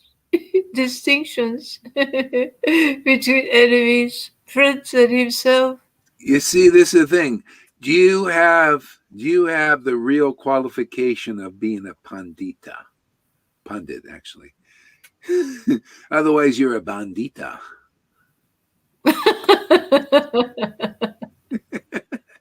Pandita, or are you a bandita? Bandit. Robber. Robbing people. See, that's the thing. See, so a real pandit has the consciousness, this is not my enemy or friend. I'm just here to preach the truth. Two enemies and friends. You may treat me as an enemy. You may treat me as a friend. I'm still going to speak the truth to you. That's what it's about. It's about Shuddha Bhakti. It's about, I'm here to teach the world about the real God. The real God is a Shuddha Bhakti. Thank you, Bhagavatam, for having these terms. People don't know what is Shuddha Bhakti. Well, they don't know God is it's not been explained really clearly, not in the Bible, that there's the mode of ignorance and mode of passion and mode of goodness. And then there's the mode of, then there's liberation, this oneness with God's energy. And then there's this super soul, but then there's Shuddha Bhakti in its real clear sense, and that's the person God. God is a person. Moses spoke to God too. God spoke back to him. There you go, man. There's the person God. He's a person, always a person. Bhagavad Gita says the Lord is always a person. See, the real God. But people can't wrap their head around it because they're dealing with mundane people, mundane persons all the time. And then they think, well, God must be impersonal or something, or speculate something like that. No, God is a person, man. That's why when you meet the devotee, you're meeting the Lord. You get a personal relationship, right? They teach you personally about that Lord. They're relating to the Lord. They speak the language and communicate with the God. See, and they relate that God as a person to people in the world. You're dealing with a person. You're looking here, you're hearing here, you're talking here to a person, right? You think it's any different talking to God? No. He's very personal. I'm telling you, Lord Chaitanya came as very personal with people. He taught what is spiritual relationships. We teach here, what are spiritual relationships? All those things that were taught there were being used by that transcendental Lord. Not the bandita panditas.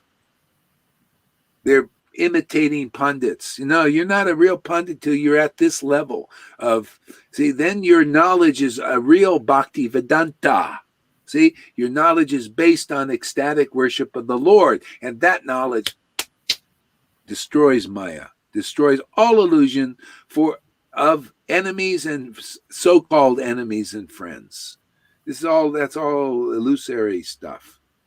Everybody's spirit soul. Everybody needs, if anybody becomes attracted to the truth spoken by the Lord's transcendentally situated representative, you get out of here. You get out of that illusion. You get out of that quicksand. That word is the truth, man. That word is a rope out of it. Everybody's roped in by the modes of nature, which are like ropes tying you down. This is the rope you grab onto. It pulls you out of that quicksand. Okay? Otherwise, you're stuck in there. Who's going to get you out? Only the real pundits who see like that, who perceive like that, because the Lord gives them the real, what? Eyes. Asian. Standing, yeah. And ears. Pani says, Narda, Prahlad, Chaitanya, Goswami, Prahlad, now. And now you, program has been going on forever, longer than those soaps. Exactly. Hey, man, so nice to be in alignment, isn't it? We're in the line, the real line, man. It's about you got to be ready for electricity. Yeah. You come here. You ready to be shocked? And then the light goes on. Bonnie says, question for everybody joining the new. Should devotees following this path care for contaminations from the three modes? Could they just live their life as they were and add this to their life? Well, yeah, you see, that's the truth, man. That's Chaitanya Charitamrita preaching. That's Bhagavatam preaching. Ramananda Roy said when the Lord kept rejecting all these other paths, even the Vaidhi path, he says, that's external bhakti. Tell me something more. Tell me something more. Then Ramananda Roy said, how about this? If people will just listen to a self-realized soul about the pastimes of the Lord, the truth about the Lord, the Shuddha Bhakti philosophy, if they will hear from a realized soul, right, with realization, a real Bhakti Vedanta, whose Vedanta, whose knowledge is from, you could see with your real eyes, from ecstatic worship. Boy, are we making this clear. Yeah. Yeah, then you can be situated in any varna and ashram, even outside of it. Doesn't matter. The Lord says, oh, you come listen to, you're an aborigine, you don't follow anything, you're outside the varna ashram, but you come listen to my devotee. I'm going to show the world that you're going to get a better boon than the cave dwellers up there, the big austere persons that preach many lifetimes. That being a real guru is somebody that's austere and renounced and all that. I'll show you my Sudra guru here who can deliver the world, whoever comes and listen to their word, because it's my word.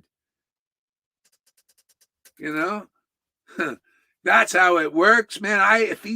Lord Chaitanya sat on that pot of rejected pots, man. Taught his mother, man. He says, if I touch somebody, I don't care. They could be in the mode of ignorance. They can purify the universe. That's the preaching you get here. The truth.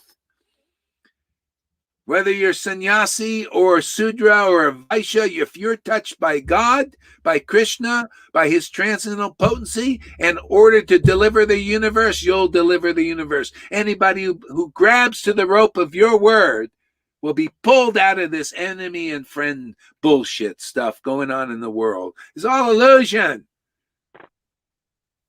You'll be pulled out of that. Conscious, it's miserable there, nothing but inauspicious for both sides. You guys fighting each other. It creates action and reaction. Yamaraj will still grab you at the time of death and judge you. Oh, you were this in the mode of ignorance and passion, therefore go to a hellish type thing and get purified. You'll burn down there and burn it off somewhat and then come back here again.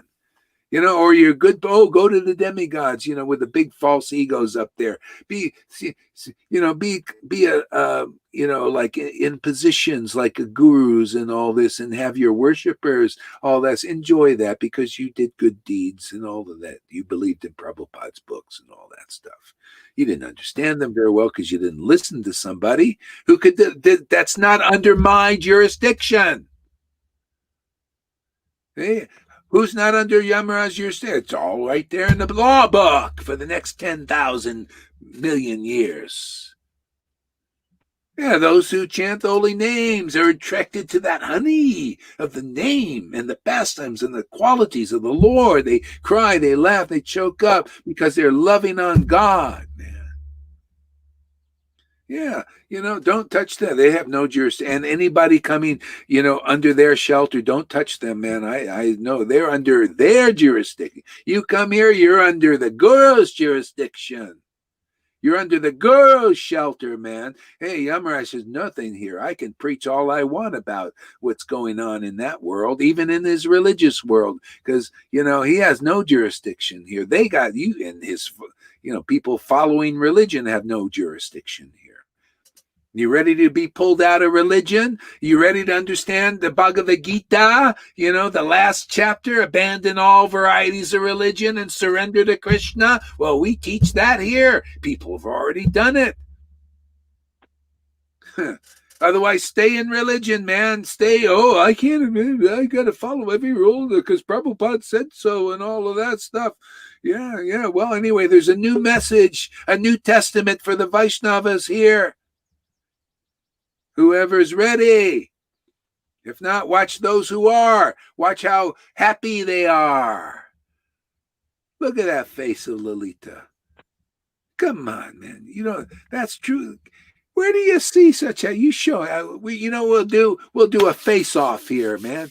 You Vaidis out there, you gurus out, you present your champion over here. Let us see how happy the faces are. You show us your best happy face, and I'll bring my Lalita here before your champion, and we'll see who has a better smile, a deeper happiness than you.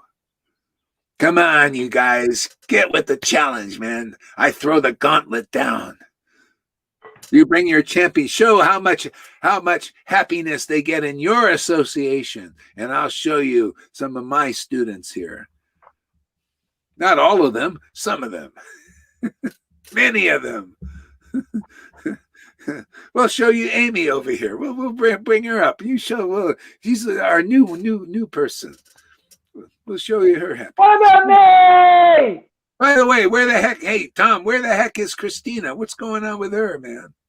Forget, listen, all my Mangal artis should have ended in a class like this. All my Samsara Dharmas and all my Swami Steps and Janya Shinga and Tulsi Puja, I ended up walking out of those classes feeling like, why the did I bother my ass? If I was a Mangal arti and I ended in a class like this, my God, how happy would I be? How are we doing, Janaki? Any lies today? I had to come see everyone. No lies.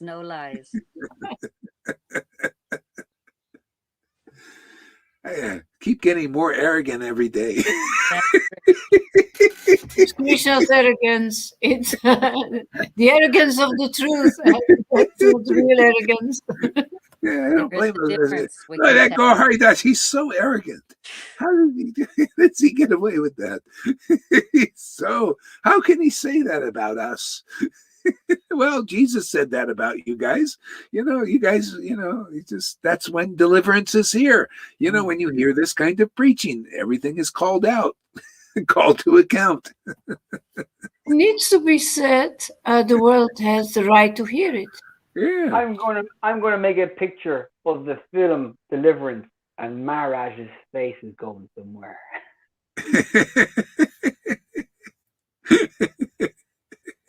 Go ahead, Lalita, read some more. This is fun, man. Unmute myself first. Intelligently, he then thinks every one of us is an eternal servant of God. And therefore, we are not different from one another. Read the whole verse again, because I forgot. Okay. Well, okay. What number are you? What number? 12. Okay, go ahead. When the Supreme Personality of Godhead is pleased with the living entity because of his devotional service, one becomes a pandita and does not make distinctions between enemies, friends, and himself. Intelligently, he then thinks everyone is an eternal servant. is an eternal servant of God, and therefore we are not different from one another. See, that's why do they follow our preaching? That's all I treat everybody. I say I don't look at your. I look, but don't look. I'm treating you like a servant of the Lord. I'm saying, hey, man, wake up, Jeep Jago, wake up. You're an eternal servant of the Lord. Don't see each other or even us as your enemies or friends. But whether you're a real friend, teaching you the truth. Just like the Lord says, I need friends in this world to teach my truths. Otherwise nobody knows. They're all treating people as enemies and friends. Like, to become a guru, man, it's enemy friend thing. Oh, you're a friend, man. You were Prabhupada initiated too. Let's get together here. You're our friend. Oh, you guys are on the outside, man. Look at you guys. We don't look at what happens. You come here. It's win-win, man. You come here and become a disciple and you become a friend. You're not, over there. It's like, well, are you part of the in-crowd thing? Yeah. Or are you a peon and we're elites and you're peons? This is in religion. And that would basically it. Oh, Guru Dave, it's like, oh yeah. See, you want to be liberated from that? That's why we liberate even the disciples of these gurus, and they look at them and think, God, these guys are in Maya. All souls are the same. And when you see that even those swamis together, they eat different food from the other devotees. Oh yeah. I was in my guru says, you guys, everybody eat this khichdi. And he was out eating nice pizza every day. And you sleep on the floor, and he's sleeping on the canopy bed. But anyway, that's the world. I mean, that's why the religion is abandoned here. And you people come here, we set you free, and you become like a free person. I don't feel you become. It's like, hey, man, my Lord is in you. He's in me. He's in you. What's the difference? Man, the Lord has chosen you, man. I pay like Shivananda saying, he paid obeisances the dog who Lord Chaitanya gave him the mercy to realize him. I paid his, oh, well, God, the Lord is in him now. And the devotee, if you realize this level of consciousness, you look at the others, you say, well, that potential is in everybody. Let us relate to that. Let us help them understand their position. Let us preach the real Bhagavatam. The highest truth is reality distinguished from that illusion of being an enemy and a friend and a pundit without this devotion. Like the Bhagavatam teaches. No, to be a Bhakti Vedanta without bhakti, without pure bhakti, without ecstatic love that can be demonstrated in this world is bullshit. It's a lie. It's one of those sannyasis created by Indra. False sannyasis, actually. False Bhakti Vedantas. No, hey, man, I'm into literal things here now. The literal truth. See, literal Bhakti Vedanta. You notice Bhakti comes first, then Vedanta. Yeah. Why didn't it say Vedanta Bhakti? That's what we got. We got Vedanta without the Bhakti. Because they don't have the Bhakti. So bottom line is that's what the Lord wants to show here, how it really works. You see, Gaurarita, he's a Sudra. He doesn't care about rules, regulations, or the neck beads and everything. Has a cup of coffee once in a while. Yeah, well, every day. And sometimes half now.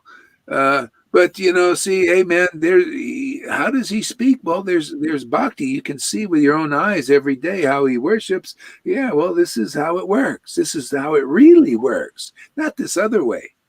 Oh, we're no showers. We don't show any bhakti. It's we have, of course we have it, but we don't show it. And just believe what we say, or we don't. Let's not talk about bhakti. Let's talk about more Vedanta. Let me give my speculations and actually, it's about like contemporary women's liberations, and women can't become gurus or should become gurus. Are we not? Anyway, it's controversial. But there is no Vedanta with them. It's not real Vedanta. It's speculation still, and okay, great. You accept Prabhupada's books in name only. Basically, that's what it is. In name, you don't understand the verses. You don't understand the name, because if it's in name only, the name of Krishna, the name of Lord Chaitanya, see, then you won't understand. It has to be in the name and the fame of the Lord. The fame is Radha, man, is devotion. Devotees have proper understanding. That's why it's Bhakti Vedanta. We're here to show, hey, man, if you have Bhakti, you have real Vedanta, and it's not about what you wear or anything. It's not the power here. The power is the Bhakti creates the causes the understanding of true Vedanta. That's why you hear here, you get the complete thing. You get the Bhakti and the Vedanta. You become like the Guru. Win-win here. Win-win. You know, Madhavendra Puri had a disciple, Ishvara Puri. He was no different than his Guru in that sense, because he loved his Guru. He served his Guru. He got the blessings of his Guru, which was what? Bhakti. Then he became immediately a Vedanta like his Guru. That's how it works. It always works like that. It will never stop working like that. If you're not teaching like this, deliverance isn't in this world. Not for the Vaishnavas, at least. Go ahead there. Wait. Chinta. Read this, Tom.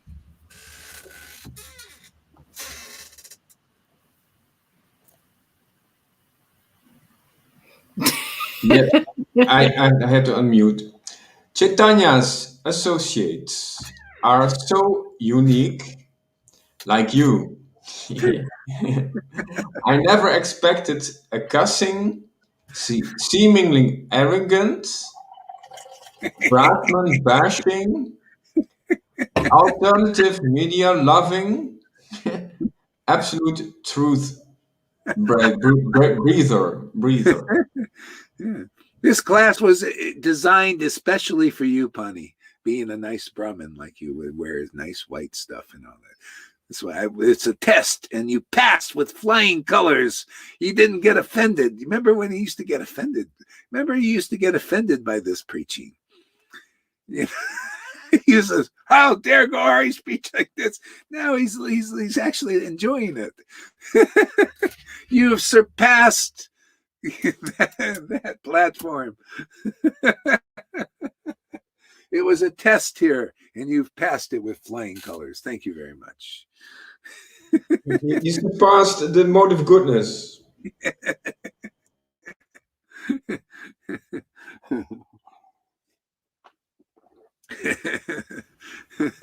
Yeah, it's amazing. Why don't you come on, Punny? Why don't you come on live here? What's stopping you? Say hi to the devotees. Okay, go ahead, Lalita. Read some more. Okay. Oh, wait a second. Read this there. I'll read it. Should we read about such associates, the one who whips? If not this session. Oh, yeah. Okay. Yeah. Okay, that devotee was what's his name? He was a cowherd boy in Krishna Lila, and he was in Chaitanya Lila. His name will come in a minute, but yeah. So anyway, he had a whip, and he would whip anybody. If whoever he would whip would get Krishna prem. See, and so a lot of people think it's literal. Okay, well, yeah, probably was literal, but it's like here. And I'm going to teach a conclusion here that nobody has ever really mentioned except the books. So we pull that out, extract it. Okay. So this is the thing. Lord Chaitanya also whipped people. He whipped Devananda Pandit. He whipped him with his words, just like here. And this is the thing. People think, go hard, you're so offensive. They don't know my intention. When I read that Devananda Pandit's thing, I says, oh, well, good. Let's whip some Brahmins and make them real devotees. He whipped them with his words, man. I'll tell you what. That Devananda Pandit, he has no qualification to teach, Bhagavatam. He doesn't have bhakti. He's no Vedantas. He has no ecstatic love. How dare he? I'm going to rip up his book. He's not qualified to preach. And I thought, wow, man, he became a pure devotee by being whipped by the words of Lord Chaitanya. Yeah, a lot of those Pharisees became devotees by being whipped by Jesus' word. And I'm thinking, why shouldn't we do a little whipping here? And the Prabhupada has his, Prabhupada said, yeah, whip away, man. He says, what do you call it? I forgot. This has my approval. This has my approval. Yeah, you're doing exactly what I want you to do. More of that. And I was whipping them, man. I was down, getting on this gun. It was when I started, man. Yeah, it's my approval. Yeah. Whip them. Good. Whip them. Not with a physical whip, with the truth, man. Whip them with the truth. Whip their little bottoms. The opinions. Yeah, with the, spank those guys and gals so that they get this body. So I thought, man, this is it, man. Let's just do it. Let's go for it, man. Let's make these leaders pure devotees like Devananda Pandit was. He became in our disciplic line, in the real line. If Lord Chaitanya wouldn't have whipped him with the truth, man, that he was not as advanced as he thought he was, like these guys think, oh, we're representatives of Prabhupada and Krishna. Yeah, you got ecstatic devotion? You have that bhakti like Prabhupada did? Like his guru did? Like his father's guru did? Like Bhaktisiddhanta's father, Bhakti? You have that pure devotion? If not, you don't represent him very well. You're not in the real line. You need to be, people have to be in that line. It's an ecstatic line. They got to feel that electricity all the way back now to Lord Chaitanya Nityananda. People got to feel that electricity, that truth, man, that ecstasy. Then we're talking real line here. Are you ready for that? If not, we'll whip you some more with more truth. Until it's accomplished and we get millions of those devotees that Prabhupada and his disciples have captured into the net of Vaidhi Bhakti and bring them into the into the kingdom and not on the outside of it. Hare Krishna. Go ahead there. What? Isn't it great that we have these examples of the deviation? Isn't it amazing that we have these objects of deviation to look at and go, look how messed up religion can make a spiritual path. Oh, yeah. glory. It's fantastic. Yeah. We need it. I mean, this is how the Lord is working. This is a pastime. Devananda Pandit was part of the pastime. You gurus, you're also part of the pastime. You'll misunderstand what I say. You think I'm against you and all that stuff. Are you kidding? I want you to become pure devotees. You will become pure devotees. It will just quicken the process. Guaranteed. Nobody will speak like this. Nobody has the kahunas to do this. Only if you're not under the jurisdiction of karma. I'm afraid of being a bad karma. Oh, no, I ain't afraid of that, man. My Lord is Lord Chaitanya. I'm here for you. Even though people don't understand, I'm here to finish it for a lot of people here. You come here and believe this preaching, which is very logical, very clear, right there, Janaki?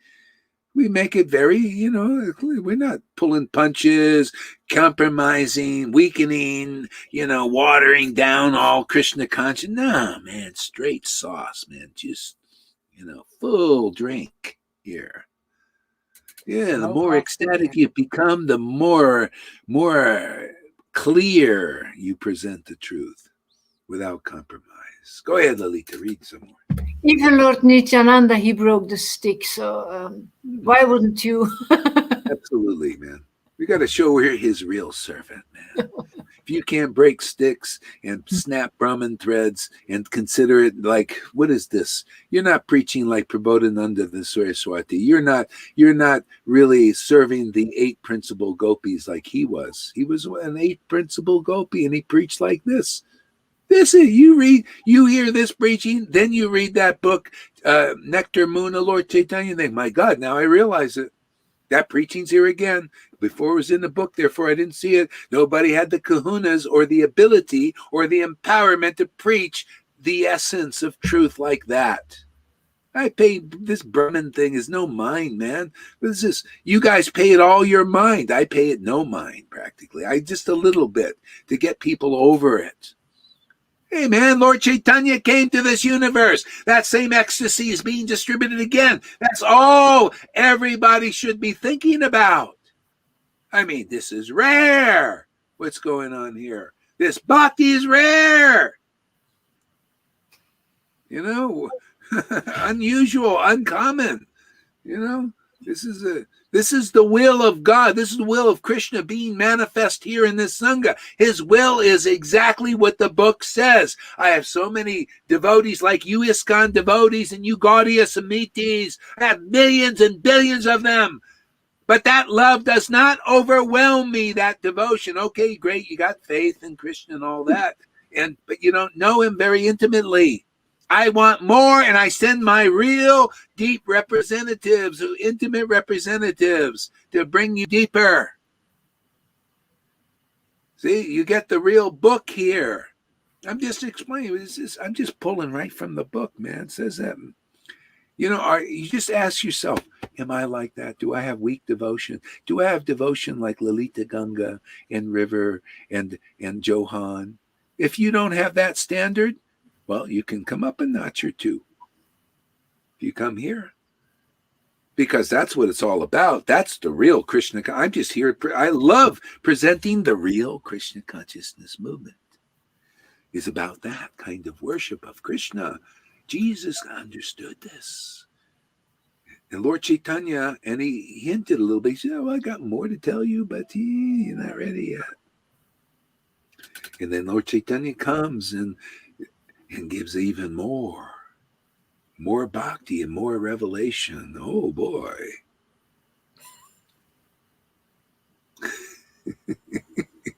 Go ahead there, Lalita. Persons who always think in terms of enemy and friend, they are unable to ascertain the super soul within themselves. Not to speak of them, even such exalted persons as Lord Brahma, who are fully conversant while the Vedic literature, are sometimes bewildered in following the principles of devotional service. Go ahead. Brief, complete it. The same Supreme Personality of Godhead who has created this situation has certainly given me the intelligence to take the side of your so-called enemy. Yeah, you see, the devotees, they realize the Lord is giving me this intelligence. We don't have it on our own. No. I couldn't preach like this. No way. The Lord is giving this intelligence, just like he gives people various types of intelligence. See, read that first part of the verse again. Oops. Persons who always think in terms of enemy and friend, they are unable to ascertain the super soul within themselves. See, this is the problem. In religion, most devotees still are not on the level of Bhav. See, super soul is when he awakens in your heart. Bhav. That means, God is in my heart. I've had Raganuga devotees that were with Narayan Raj for 20 years, and they come up to me and say, why are you, doing that? Why are you speaking about the Lord when you're eating? Are you sure you're pleasing Prabhupada? See? And they're 20 years in Ragun, and they preach, we're Raganuga, Raganuga. That's all it is. Raganuga. Oh, really? and you're not even in touch with the super soul, and you ask me if I'm pleasing Prabhupada? Or why don't you see that the if you're in touch with the super soul, then you look at the scripture, you'll understand them. Why aren't you understanding that there's no hard and fast rules? The Lord is very happy if you're eating prasad and you're talking about Krishna. How can he not be happy? Well, that's some, you're thinking in terms of rules, regulations, and external, very boxy, very, you don't see the intricacies or anything. You're not even in touch with the super soul. Oh, very offended. Oh, you're offending me. See, I'm your enemy now. So you see, you're caught up in that. And even to this day, the person gets off like, what do you call defriends me and all that stuff. Not see, and because I'm their enemy. Well, just preaching the truth, trying to help them. But that's until you're ready. Then you stay in that and think you're Raganuga Bhakti, but you're not even in touch with the super soul in your heart. This preaching is far beyond that. From the moment you're in touch with the super soul, you've got a completely different idea about yourself and the others. Mm-hmm. Completely different. Revolution. It's revolutionary. What we're doing is a revolution, man. We're preaching openly, which is the secret of the Bhagavatam, man. It's powerful. I'm preaching into existence what Lord Chaitanya preached in existence, which his real followers up to a point preached into existence, what Jesus began to preach into existence. See, they got to hear that word. Word is powerful, causes revolution and change in societies, religious societies. We're here continuing the work of the intimate servants of the Lord, starting with Jesus and his intimate followers, and Lord Chaitanya's in his intimate followers. We're continuing this work. Otherwise, who's going to teach this stuff? Who? You think anybody has the power to do? They can't even in their dreams teach this stuff. They don't have the authority. They don't have the bhakti to understand these things. And until they admit that, they just stay where they are. Well, stay where you are. Maybe we'll get some of your followers, like the wives came to the ecstatic cowherd boys first. And then later their gurus thought, wow, look how much advancement they made. They're spiritually happy. And look at me. I'm just dedicated to rules, regulations, and austerities and the pride of all that.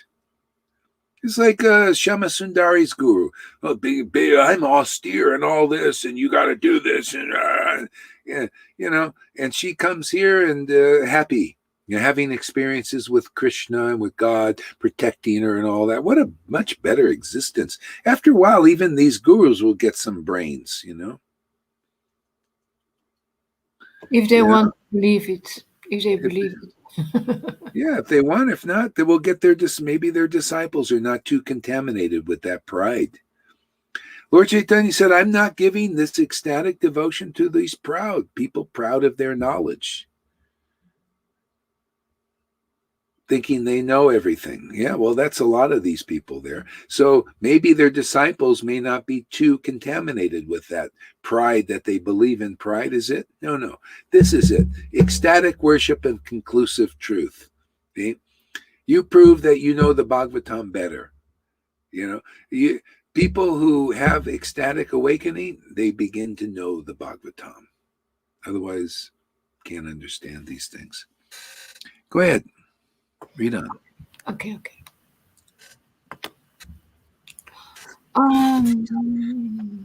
Not to speak of them, even such exalted persons as Lord Brahma, who are fully conversant with the Vedic literature, are sometimes bewildered in following the principles of devotional service. See, there you go. It's not enough just to study the Bhagavatam.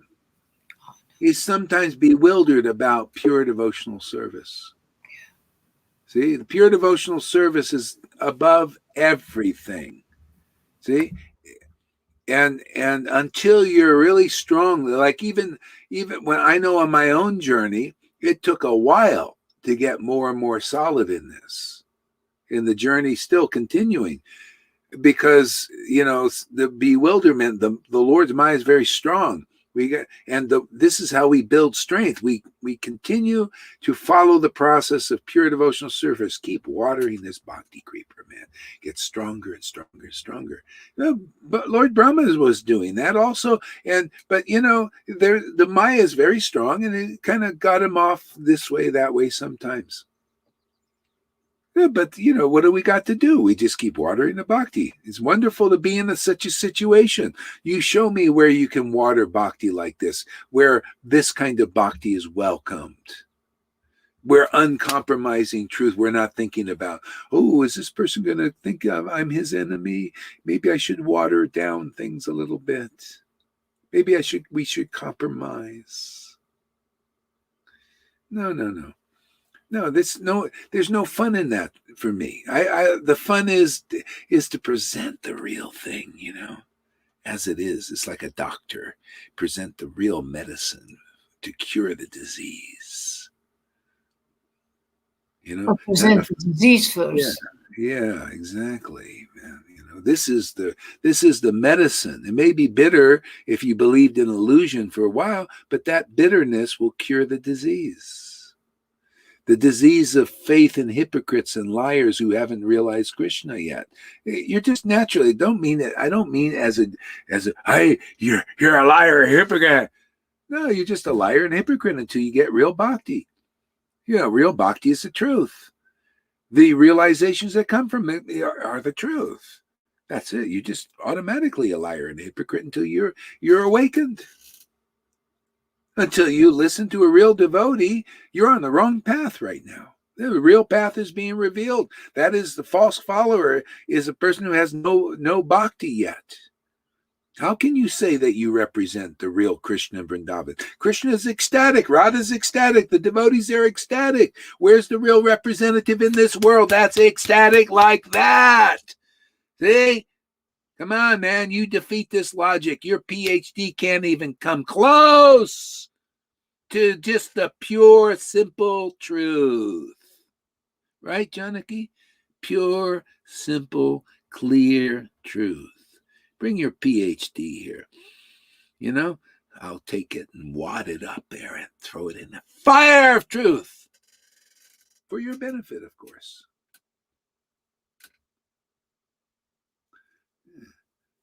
And thank you for writing the Bhagavatam. You did a good job on that thing. I don't read your purports. I don't know.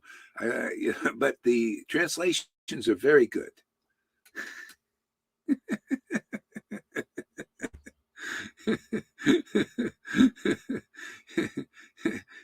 You got to be really the real deal to purport on it. Prabhupada even said, don't, he said, don't even translate, but especially don't pour. See, you can translate okay, usually, sometimes, especially if you try, just doing it. Okay, fine. But when you start purporting, that takes realization. I mean, pure devotion, really, before you start purporting on these things. And that was shown in Chaitanya's Leela. Vallabhabhata was like this. He was a scholar in the scriptures, and he would quote the scriptures like beautifully, because they just quoted the scriptures, right? But as soon as he started to purport on them, the Lord said, oh, I don't want to hear this. He had the wrong understanding, but he could repeat like a parrot nicely. But he didn't understand clearly the purport, the real essence of those verses. See, only devotees, only his associates did, because they had what? Devotion, bhakti. See? So he wanted to show that he was smarter than the associates of the Lord. And he was always trying to teach them and all that stuff. But they didn't like hearing from him because, his understanding was not clean and clear, not purified. He had this pride. Yeah. So ultimately he left Lord Chaitanya's association, obviously, because he went and started to preach his own thing. He started his own disciplic line, and he was the Mahaprabhu. I mean, I never studied that. I just looked at lately, like a couple of years ago, his teaching, and he was the Mahaprabhu now. In other words, he imitated, and yeah, he imitated and started his own line, and so that's there. I remember I didn't feel good reading that stuff. I felt like, ooh, this is yuck. I don't like this. And you go ahead, Tom. You want to say something? Is it like somebody is telling it, but from a theoretical perspective? Did he really had taste? I feel the one who has taste the truth, he can speak with authority, but the one without taste, he has no real deep authority. Well, it's the same thing as happened here. Some people come and he appreciated Lord Chaitanya's association, and he got a little purified. But then he went back out and created his own thing, and he became Mahaprabhu and everything. It's kind of like here. People, they come here for a while and they like everything and all this, and then they go out and become the big teacher. They become I'm the authority. Of course, they don't sometimes say it, but they do, because they have a different opinion now. See, there's the real followers have the real opinion and the false ones. So some people come here and they get a little energy and they feel their little thing, and then they go out and then they teach, but then they lose whatever they got because of that desire. So Lord Chaitanya had those, and Vallabhabhata was an example of that. So I can understand that, because I see that happening here. People are getting amazing grace here, and then they leave. So he did that. He got this. And then in his letter, he never spoke about Lord Chaitanya. Can you imagine? He went and had all that association. And then he became the Mahaprabhu. In other words, he started to must have had controversy with him. See? Just like here, people leave here, and all of a sudden, oh yeah, and they do for a while, and then it all goes, and then they start coming. They go against this preaching. Okay? They have a different opinion. See, they come into the false follower power, and then they lose their bhakti. You notice they become more and more shriveled up. That's the lesson. In some lifetime, they will get it. They will understand that. So sometimes the person has to go a lifetime after that. Or I've had a few people do that. My ex did this. My this other Brahmin Prabhupada disciple, and another one's doing that. Can they also lose the taste, the ecstasy? Yeah, they lose. That's the thing. They lose that. And then it becomes, they think they become bewildered. See, you don't understand the strength you get in this association. My God, you don't know it until in this association, we're just like these little atoms. But because we're taking shelter here, and the Lord is helping us, Radha is helping us. Who do you think? So you think I'm working alone? No, it's the Lord is here and working through many of us. And so we're getting that special shelter. But as soon as you go outside of something like this kind of shelter, all of a sudden the Maya takes over and starts to bewilder you, because we're only like the size of an atom, and the Maya is huge out here. And you just all of a sudden you think, oh, I can do it on my own. And then the Maya starts, saying all kinds of things in your mind, and your bhakti becomes covered up, which is the only real revelation. If the bhakti becomes covered up, we lose the path. We lose the sense of Krishna. So that dries up in these persons, and then the Brahman thing takes over. And then they start taking shelter of rules, regulations, the external bhakti. And they said, no, this is the real path. This is what Prabhupada wanted. See? So, yeah. Is it also the same, like they are exposed to the crocodiles again? Yeah, that too. All of that. You're taken down, because it's like, it talks about 12th, she's read that, I think, 12th chapter. the people left the path, and it's because of ungratefulness. See, the people that stay here and that got the real bhakti, they just a natural, because of your connection with Krishna's desire, his feelings. All those feelings are his feelings. You're reflecting in this world, this gratefulness to be, all of that stuff. See, so some people, they still have contamination in the hearts. They're like, and it makes them ungrateful, and they just leave, or they want to teach their teacher. Ramachandra Puri was like that. He wanted to teach his guru. He's ungrateful.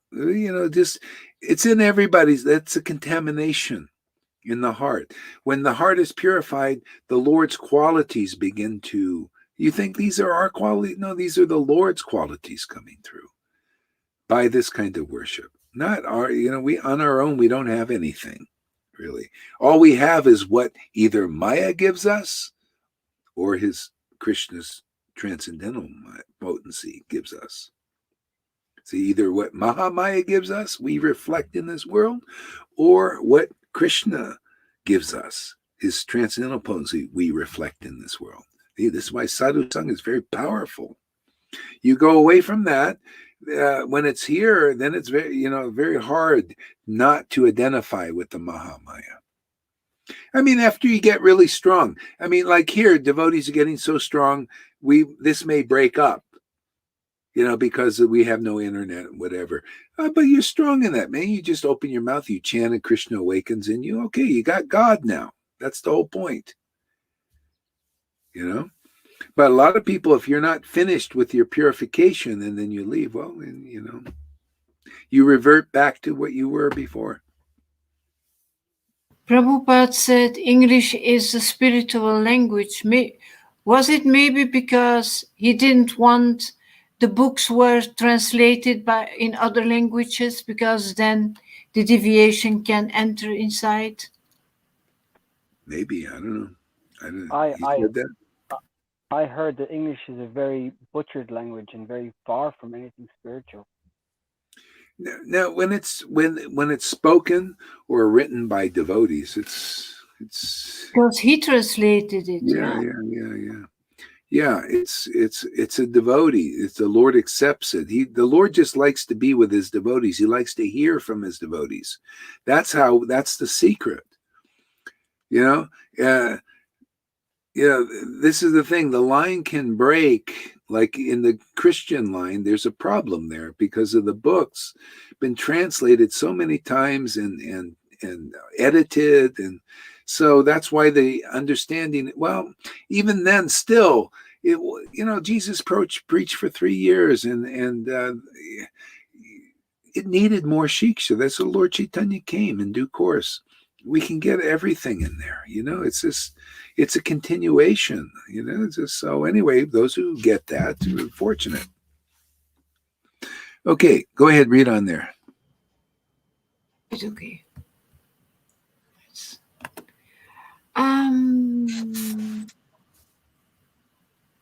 The same Supreme Personality of Godhead who has created this situation has certainly given me the intelligence to take the side of your so-called enemy. Isn't that great? This is those who get this intelligence to do this. Isn't this great? You got a purpose. The Lord has given you the insight, and not just anything, to take this side. It's like the side that Prahlad was on. See, that's why we work as a team, with this understanding the Lord is giving us, so that we can promote this in this world of enemies and friends and religions and all this. So anyway, those who take shelter of this, you're taking shelter of the way God thinks on that level beyond this good and evil thing in the world. Here we're meditating on things that transcend the illusion. And that's the secret, man. We're promoting that. We're promoting the spiritual kingdom in the world, that vibration, that frequency. It's beyond the material dualities of politics. It's beyond religion and its material motivations. This is beyond the consciousness of Brahman.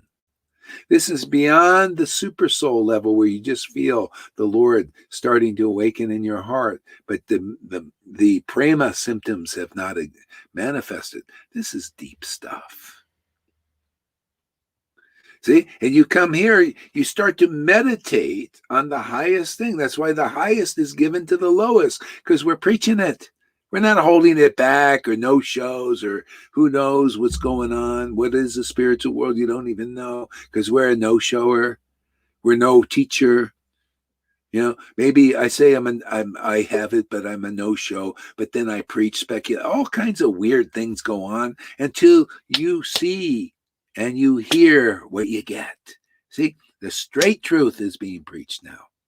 No holding back, no little deceptions and all that. No. What you see is what you're going to get. And what you hear is what you're going to get. Simple. You don't hear me talking about rules, regulations, or good karma, bad karma, or religion and ceremonies. No. You're going to get ecstatic devotion. Okay? Clear understanding of what's really important to God. You will feel it, you'll experience it, and God will use you to preach it to others. If you're good with that, come here. If not, go elsewhere if you want. Be good with that. If you're good with that, it's a saying, an American thing. You know, if you're good with that, are you good? Does that sound good to you? If not, go to Jaipataka, go to Narayan Raj's group, go somewhere else. Go to ISKCON, go to Radhana, I don't care. But if you're good with the truth, man, the straight out truth, the bhakti you see here, come here. If not, go where the no shows are, where they just go like this, you know, and there's no tears squirting out of their eyes, or this holy laughter that like Lalita does for 30 minutes or so or more. Or reads the verses in ecstasy. You don't care about that? Go to Radhanath, man, and get the humble pie. That ain't enough. That ain't good enough. Devananda Pandit was like that. That's why we slap these persons around with the truth. We slap them with the truth. That's your citation. You're not there yet. Give them a ticket right there, Janaki. Give these guys tickets. Write them out. You know, like they did on the pick. With the hats, you know, gotta write you a citation. I'm writing the guru's citation right now. Hey, man, you got any tears? You got any holy laughter coming out of your heart? No, we're writing you up, man. Lord Chaitanya wrote him up. He wrote Devananda Pandit up, man. He said, your humble pie wine ain't good enough, man. Where's the ecstatic devotion? Where are those tears to show that you really represent Lord Chaitanya and Radha and Krishna Vrindavan? Where is that now? See? We're transcendental policemen with authority. See, we follow orders.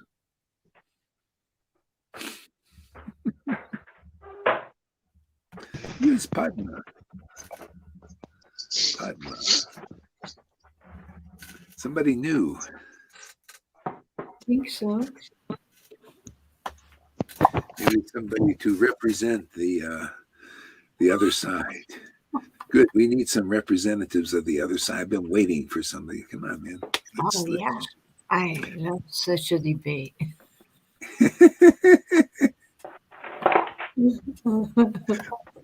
Okay, go ahead, read on there. Oh, Brahmanas, teachers, as iron attracted by a magnetic stone moves automatically toward the magnet, my consciousness, having been changed by his will, is attracted by Lord Vishnu, who carries a disc in his hand. Thus, I have no independence. That's finished. Yeah, it's natural. Yeah, unless you're ready for that, man. You ready for that kind of preaching? You know, then you can go into that. You can be like such devotees like that. where it's natural for them. Their life and soul is the Lord's transcendental manifestation. And they have the symptoms. Prahlad was crying and laughing, all these things when he remembered the name of God. That's the proof. It's very simple. The qualification of a real devotee in our line that's here to deliver you is they have those qualifications. You see, Prahlad was preaching to demons. That's why the message, demon, demigod. Demigods came when the Shingadev came. They benefit from Prahlad. It's a great devotee, very fixed in these. That's why it's so nice to associate with the words of these devotees. The word is non-different than Prahlad. Prabhupada's real word is non-different than him. But if I give you Prabhupada's word maybe on the level of Vaidhi or something, that's I'd rather go and extract the word, the conclusive understanding from that word, and then give you that, because then that's what you get. Okay, somebody is. I think Karuna is not muted. Yeah, there he goes. He's going to mute himself. There you go. Okay, go ahead there, Lalita.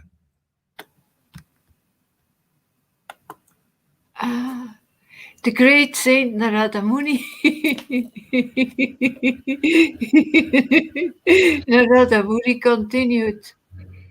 The great soul Prahlada Maharaj became silent after saying this to his teachers, Sanda and Amarka, the seminal sons of Chukracharya. These so-called Brahmanas then became angry at him because they were servants of Hiranyakashipu. They were very sorry. And to chastise Prahlad Maharaj, they spoke as follows. Oh, please bring me a stick. This Prahlada is damaging.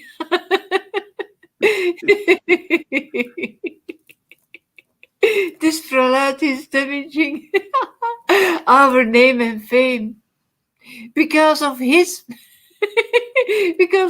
bad intelligence. Yes, that's what they see this as, damaging their name and fame. Isn't that amazing? They're interested in name and fame, and it is damaging. What it is the truth sets people free from the false prestige. It's all false prestige. What is this? You depend on some rubber stamp from your GBC members to become guru, or your friends. Oh, you're my friend. I'll make you Guru Dev or sannyasi and all that, and it damage your reputations. Yeah, the truth will put a dent in your reputation if it's not real. What is this? Devotees, their reputation is because of devotion to Krishna. Otherwise, you got no real prestige in this world. I mean, that is the truth. Even though Prabhupada taught Vaidhi and Moses taught Vaidhi, he had, before God, he had a real prestige. So much prestige that the Lord appeared to these personalities. See, otherwise you got no standing with the Lord, really. It's all false. It's all children, all false prestige. See? So Prahlad's preaching is this, that's why, amen. You got any false prestige? We'll find out. Yeah, are you a real representative of Krishna? Well, you'll have the signs and the symptoms of that intimate relationship with God. That's who we should be looking for if you want to get out of religion, if you want to go to Vrindavan. You need the real representative Vrindavan who has the signs and symptoms. That's simple. Not about a bunch of fluff and ceremonies and smoke screens and all that. That's religion, man. That's still, this is what the Bhagavatam's talking about, people like that. Vaishnavas like that, out of Gurukuls, and they're Brahmins and all that, but they're adverse to the preaching of Prahlad, which we represent. Show me where we don't represent that. We represent the steel cold and hot truth. Okay? Go ahead.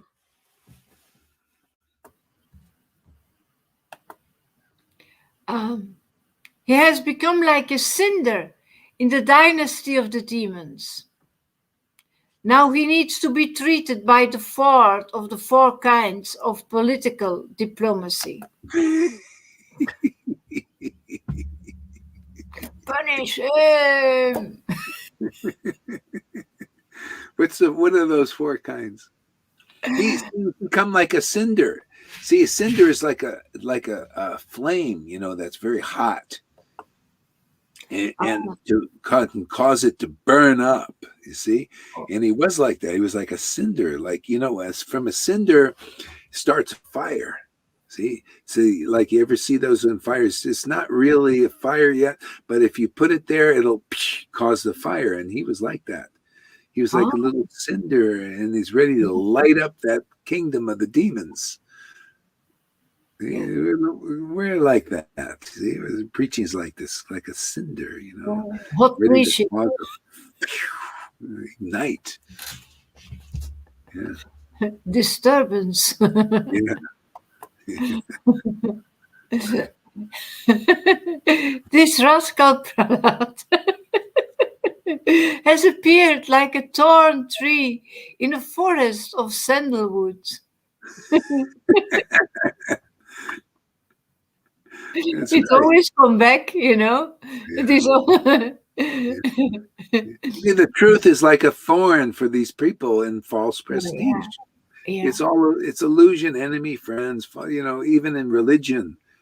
So the truth is like a thorn. It's like, hey man, this pricks you. It's like, hey man, you know, you're upsetting our happy dream. Yeah.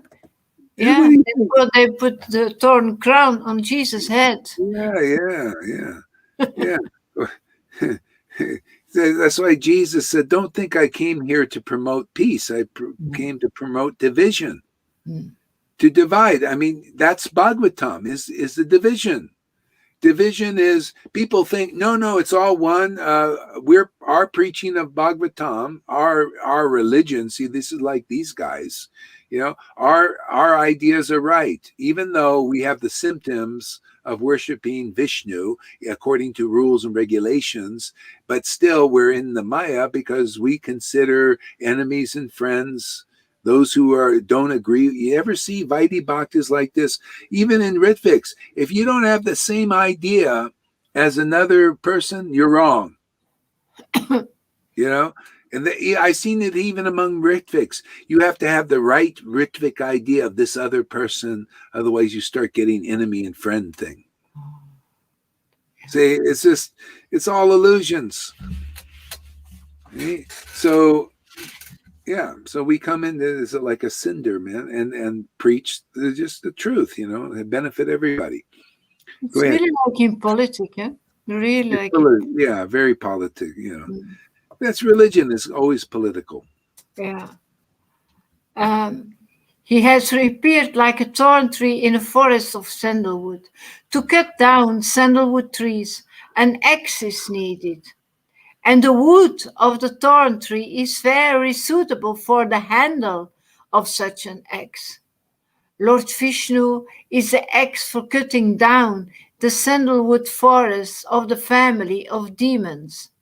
And this Prahlada is a handle for that axe.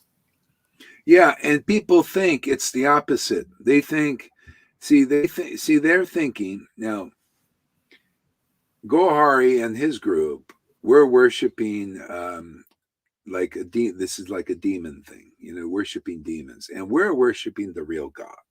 See, the real God is one of rules, regulations, and all its, you know, stuff going on up there. You know, the hypocrites and the liars and the cheaters teaching. You know, many of them might be infiltrating and becoming gurus because they want power and influence. Maybe they're who knows? You know, always material motive. Okay, so they look at over here what we're doing here as demoniac. or people who don't care about any rules of religion. No, this is the perfection of religion is ecstatic worship. This is the real religion. I stand for that. This real religion is here now, is ecstatic worship the Lord. The Lord has given us this ecstasy. The Lord has given us this intelligence, just like he gave it to Prahlad. And we preach that. And the real lies, the real illusions are pointed out, are shown. Otherwise, if you don't have a light in this world, how are people going to see where the light is?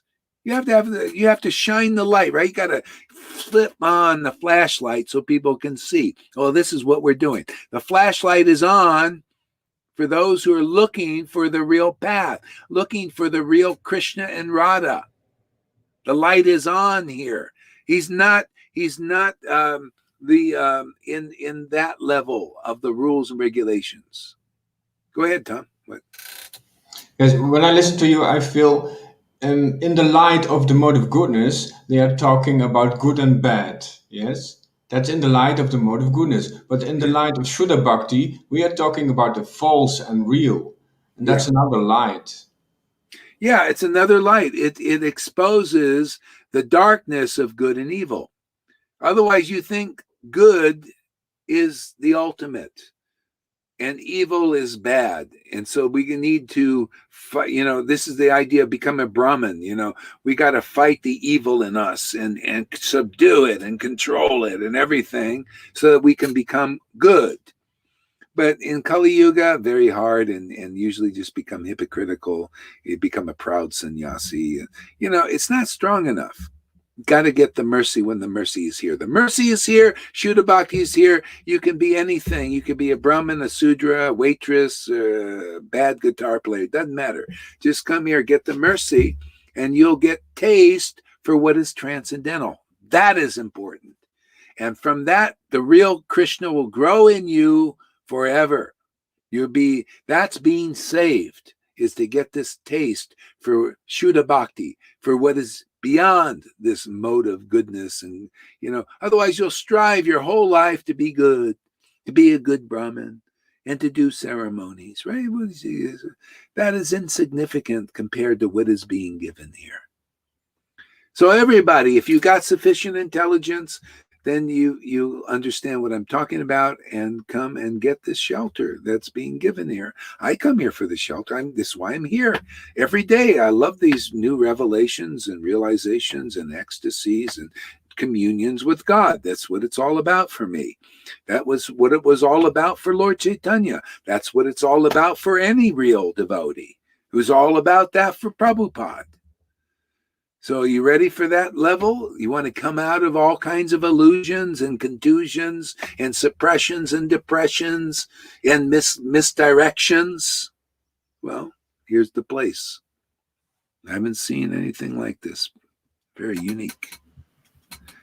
Otherwise, I'd go there too. Go ahead. Chanda and Amarka, the teachers of Prahlad Maharaj, they chastised and they threatened their disciple in various ways, and they began teaching him about the paths of religion, economic development, and sense gratification. This is the way they educated him. Typical.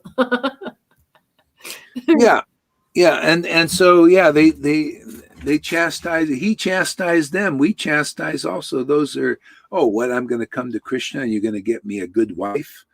When you're ready to bloop, they get you a wife. That's the way. See, we'll get you sense gratification. We'll get you a nice wife, beautiful wife. You come in, ready to bloop. Isn't that what they do there, Janaki? If you're ready to bloop, they can't keep you a brahmachari anymore. We'll get you a wife to keep you in there. Then you'll do economic development. You'll work for the temple, go out there and sell paintings or whatever they do, and they'll give you some kind of reward at the end of the year. Make you sannyas. If you work hard enough, you can become sannyas. See, some kind of development on all this. See? Here, you come here, what are we going to do? We're going to make you ecstatic devotee. Everything comes from that. That's the essence, man. Everything comes from that. Isn't that what Prahlad came to make devotees? By his association, by preaching the truth. Uncompromised. Did he compromise with those guys? No, he spoke the truth. Do we speak the truth? Yeah. Why? To make real devotees with real devotion.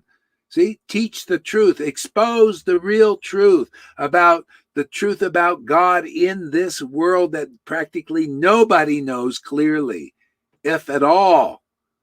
The people here, enemy and friend thing, politics, economic development, sense enjoyment. Oh, they know that well, And then if you're lucky, then the liberation guys come around. Oh, we want to be liberated.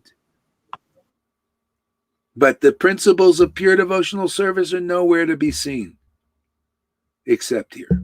Now we preach, just come here. It's really simple, man. Come associate with ecstatic devotees, get this ecstasy and get all these amazing revelations, hear Hari Katha and bring people into the spiritual world, become a soul winner, man, win souls back to the spiritual world, not to some other material world here. A place in Brahma Loka by, following rules and regulations perfectly in Varnashram, hey, come and go back to just finish it, man. It's time to finish it for those who are ready. Go ahead.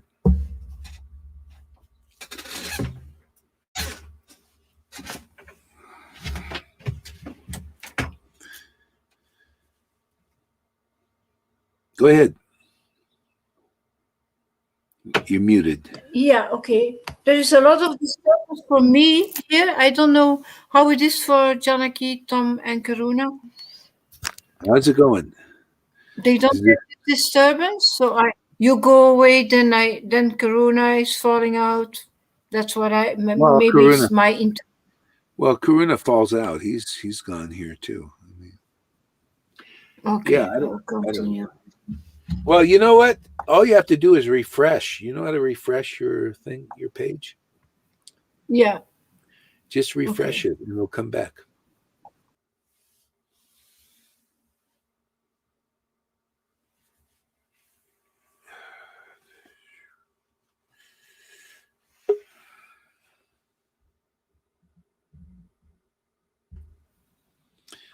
Yeah, see if it works better. Yeah.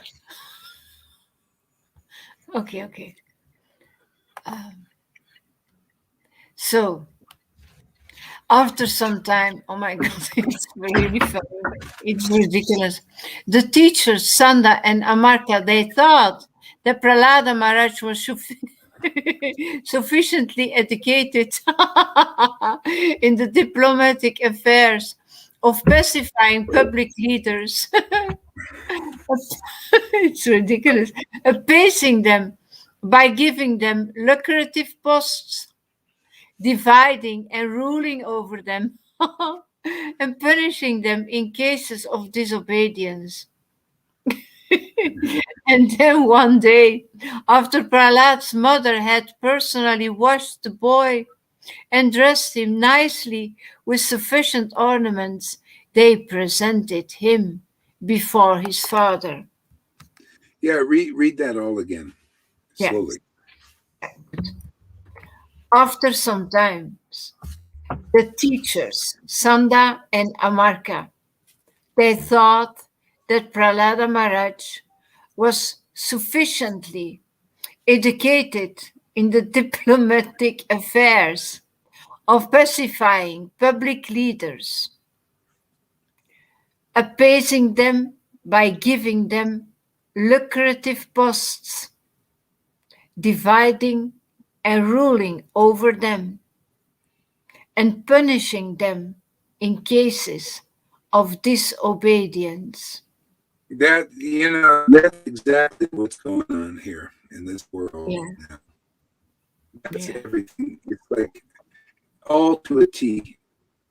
See, so the rulers do that. The politicians, positions, lucrative positions, they have them, in other words, and they sell out and they pay them off. And then then divide them. This guy is what do you call a right and the left. Divide them, weakens everything, weakens the strength, and that's how they rule. This is demoniac. The demons are ruling. Prabhupada said the Rakshasas are ruling the world, and they are. The demons are ruling, and they use these as puppets. And then those who dissent, they punish them.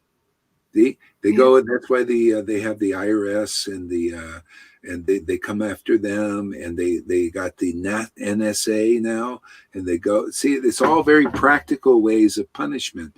They go and they get your little secrets and say, oh, you see, this guy's not perfect. Punish them like they are, So that's the way of the demons, and the demons are in charge. You can look at this here, and then you look at the world, and then you see. Read that again. It's really actually important to see what things are really going on. Yeah. Read it again. The teachers, Sanda and Amarka, they thought that Prahlada Maharaj was sufficiently educated in the diplomatic affairs of pacifying. So these Brahmins were trying to make rulers, because Prahlad was Hiranyakashipu. He was trying to make him like his father, to be ready to rule. So Hiranyakashipu was that type of ruler. People don't know this. They don't know, clearly enough in the Maya. They either take their positions, as puppets for the puppet masters, the ruling class, demons, the Rakshasas. See, who teach this thing? They teach their rulers, they go to their own schools. They have the special schools where they teach this bullshit. This is the Maya. And go ahead. So what is it? Read some more. Pacifying public leaders. Yeah, pacifying public leaders by, giving. And what else about the next thing? Appeasing them by giving them lucrative posts. Yeah, lucrative posts. You can be governor of California. You can be governor of New York. See, appeasing them, give them nice posts and authority to. Yeah, go ahead. What else? Dividing and ruling over them. Yeah, see, dividing. You divide them, and so you get a post. So you're Democrat. Oh, he's Republican. So they fight each other and spend all this time. What's going on behind the scenes is different than all this external fight. They're covering up with what's really going on. What's really going on is change in society. See? And they just covered up all. You see, they're fighting. That's all superficial. Mm-hmm. See? But deeper than that is this nefarious intent of the demons. They want a ruling class, and then everybody's a peon, a slave. Go ahead. And Can I say something? Tom. Yes, I feel it's they are imitating real authority. They are imitating the real authority. They want to have that position and that fruitive results. So they are imitating the real authority. That's exactly what they're doing, imitating the real authority in that way. See, the Lord does all that. When you become a devotee, he gives you a lucrative position as his representative, a prestigious position. See, lucrative here for a devotee is, just give me more bhakti, give me more ecstatic life, ecstatic love, give me more understanding. I just want to be close to you. See, this is a lucrative position. See, this is real wealth. See, anything else coming from that's beside the point, or not. So devotees can be in any external position, but that's the lucrative position. Appeasing them. Go ahead. Read that again, all from the beginning, and we'll look in terms of how it's to do with the God.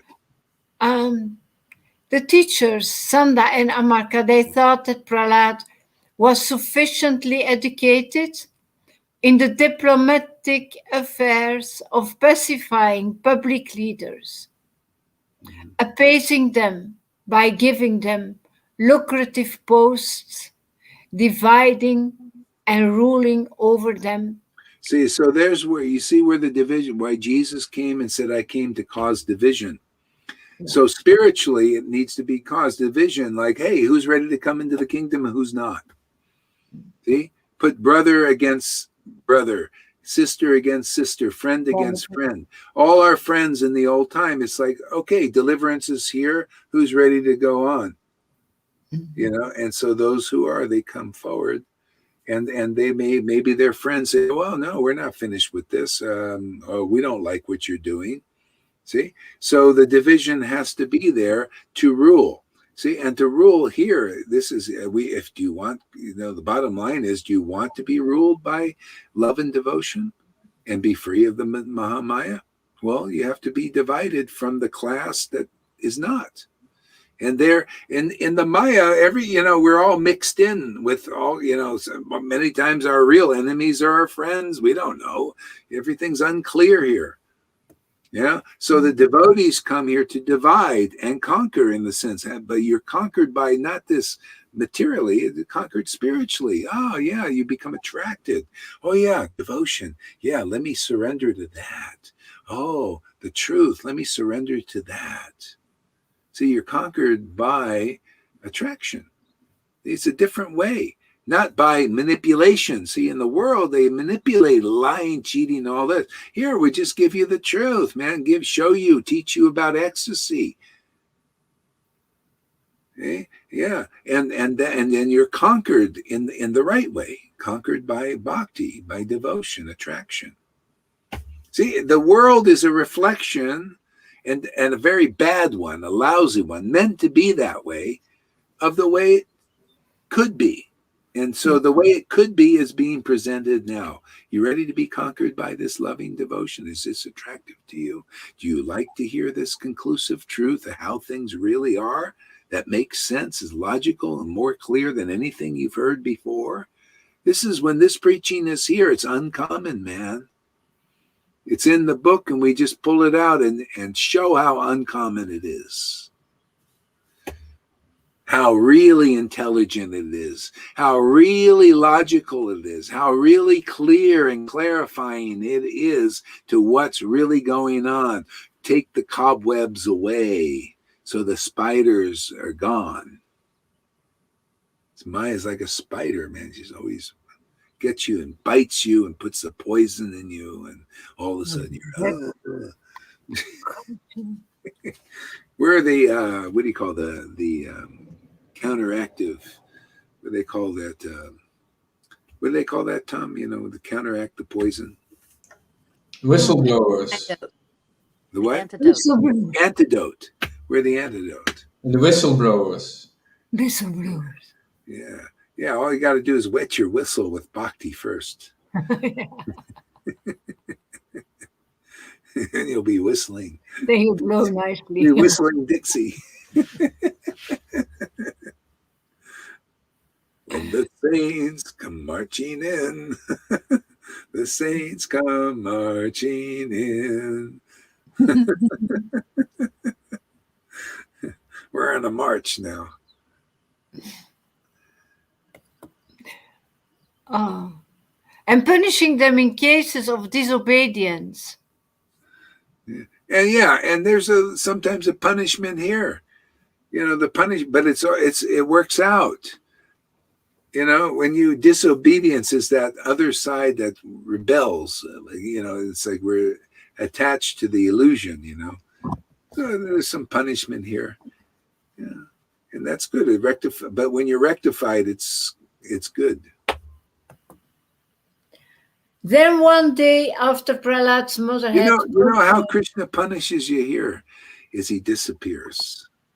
Radha and Krishna, they just all of a sudden it's like, where'd you guys go? That's the punishment for a devotee. And then they come back and you're rectified.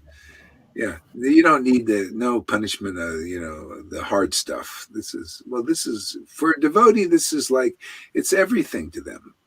That's only fear of a devotee. Yeah. Oh, yeah. If they do, that's my thing. They don't come, man. There's no party, but they always do because unless maybe I'm a rascal for some reason. I don't know. Sometimes you maybe displease them, but they're always pleased, and that's their pleasure, is to rectify us. Like the gopis, sometimes Krishna disappeared. They got a little overly proud sometimes, and he disappeared.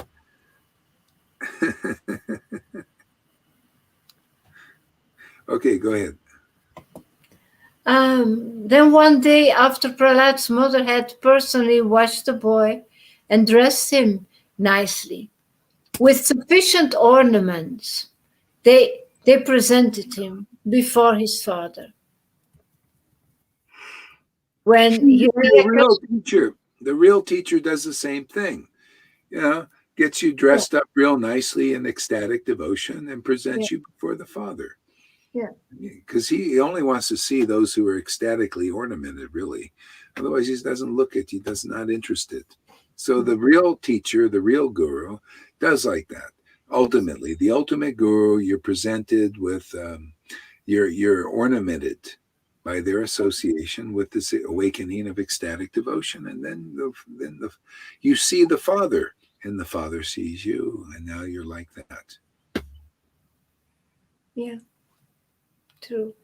And then you can preach the real nature of the Father to the world and to others, and liberate. You become a soul winner. Nobody else is. You got to come in the real line. Bottom line. Come in the real line. Go ahead. When Hiranyakashipu saw that his child had fallen at his feet and was offering obeisances, as an affectionate father, he immediately began showering blessings upon the child, and he embraced him with both arms. A father naturally feels happy to embrace his son, and Hiranyakashipu became very happy in this way. Narada Muni continued, "My dear King Yudhishthira, Hiranyakashipu seated Prahlada Maharaj on his lap and began smelling his head. With affectionate tears gliding down from his eyes and moistening the child's smiling face, he spoke to his son as follows. Hiranyakashipu said, "My dear Prahlada, my dear son, O long-lived one, for so much time you have heard many things from your teachers. Now please repeat to me whatever you think is the best of that knowledge." Prahlada Maharaj said, hearing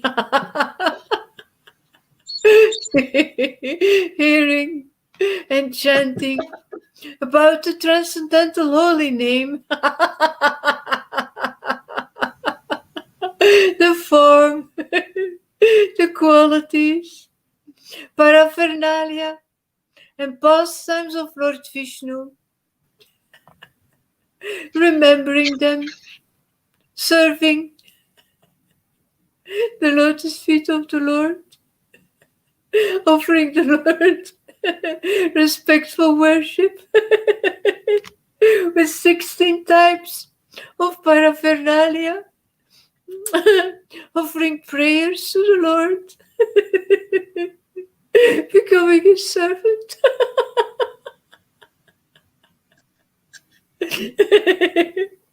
Considering the Lord was best friend and surrendering everything unto him. In other words, serving him with the body, the mind, and the words. These 9 processes are accepted pure devotional service. One who has dedicated his life to the service of Krishna.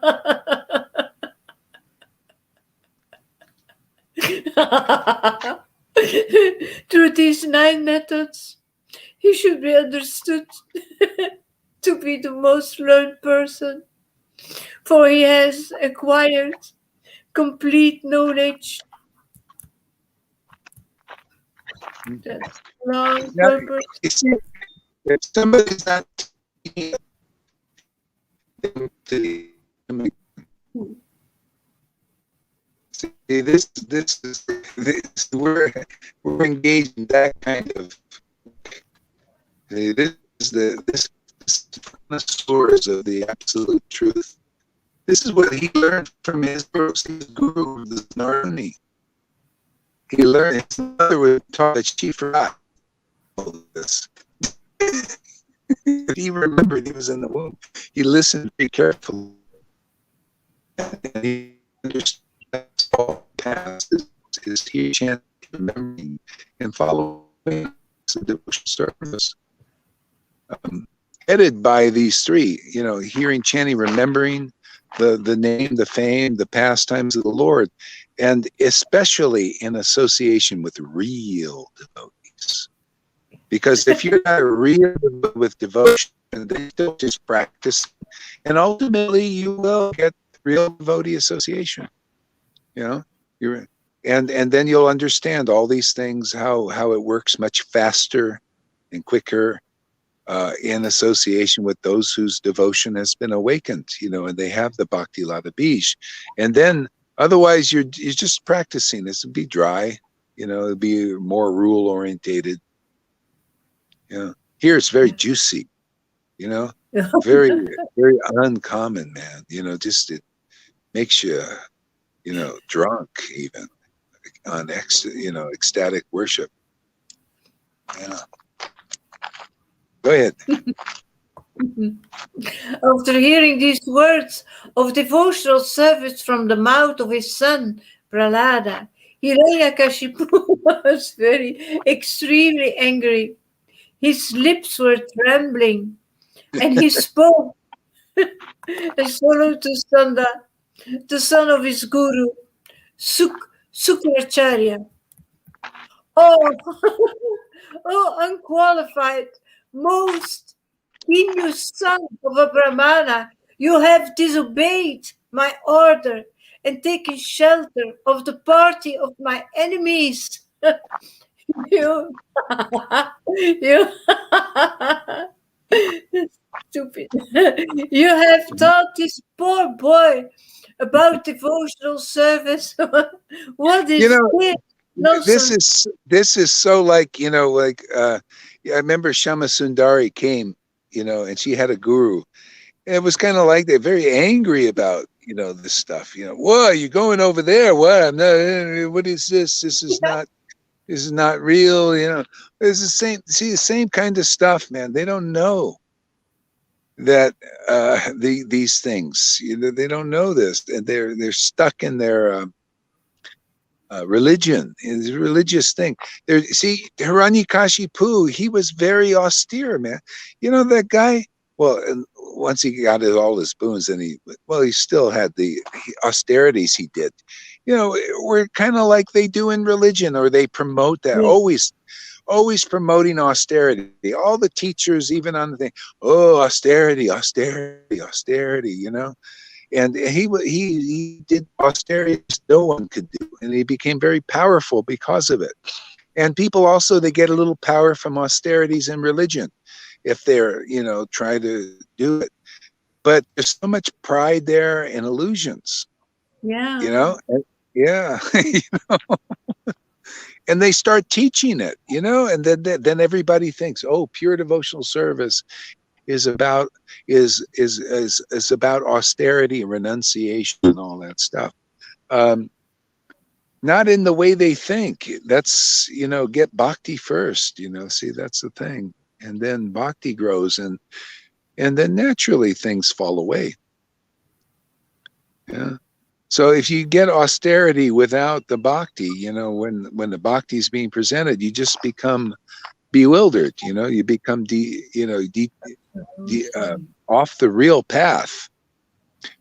These kinds of persons, they infiltrated after Lord Chaitanya disappeared. They infiltrated the disciplic lines, and they taught something different. It's about austerity and renunciation, all that, and they didn't teach these deeper principles. The postgraduate, you know. So anyway, we're here to reestablish things, get it like it should be. You know. Janaki So. wants to say something. Oh yeah, go ahead there, Janaki. They show what they teach, just like you show what you teach. What you show is what you teach. Yeah. You teach, so they don't know anything different because that's what they're being shown. That's what they're being shown. So that. Thank you for showing. That's what great. You show. Yeah. That's exactly how it is. We're shown, and that's why the Lord came to straighten things out, and so get everything going in the straight and narrow gate into the kingdom quick. Otherwise, you're beating around the bush. You know, and then it just and the proof is your worship juicy or is it dry? You know, is it wet? You know, wet with a devotional emotion and excitement and enthusiasm. You know, enthusiastically worshiping God. You know, if it's not, then you know you didn't make it yet. You didn't understand. It's like, you know, the Lord, Advaita, all the Deva, they enthusiastically worship God, you know, really enthusiastically. And so anyway, people, yeah, anyway, wherever the deeper, it's an attraction thing. Those who are ready for something that's really deep beyond, you know, just the show, you know, they'll come, you know, come meet the real devotees while they're here. Look at 3 hours and 20 minutes already. How does this? I don't know how the time goes like this.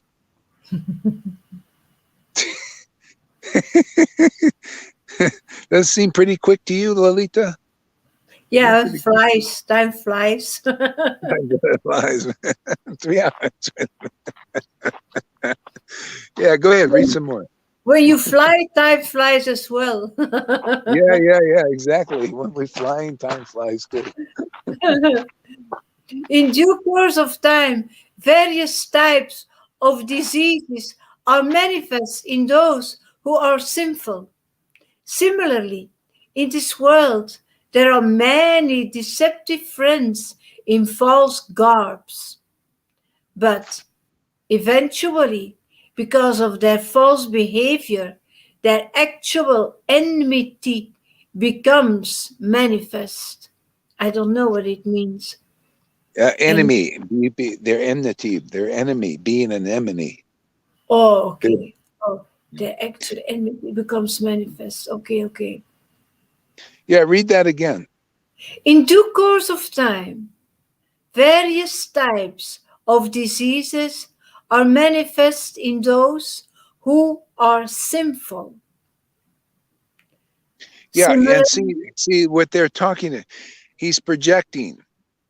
This is what the world does. They project their own consciousness on the devotee, the real devotee. So he's seeing the devotee as his enemy, and the friends are those who agree with Hiranyakashipu. You know, it's like, if you agree with me, you know, in my demoniac philosophy, then you're good. You're a good person. You're a friend. So he was seeing Prahlad as an enemy. And so he's getting purified by projecting his consciousness on the devotee. Go ahead. Yeah. Okay. Similarly, in this world, there are many deceptive friends in false garbs. See, again, he's talking about himself. He's talking about the religious leaders.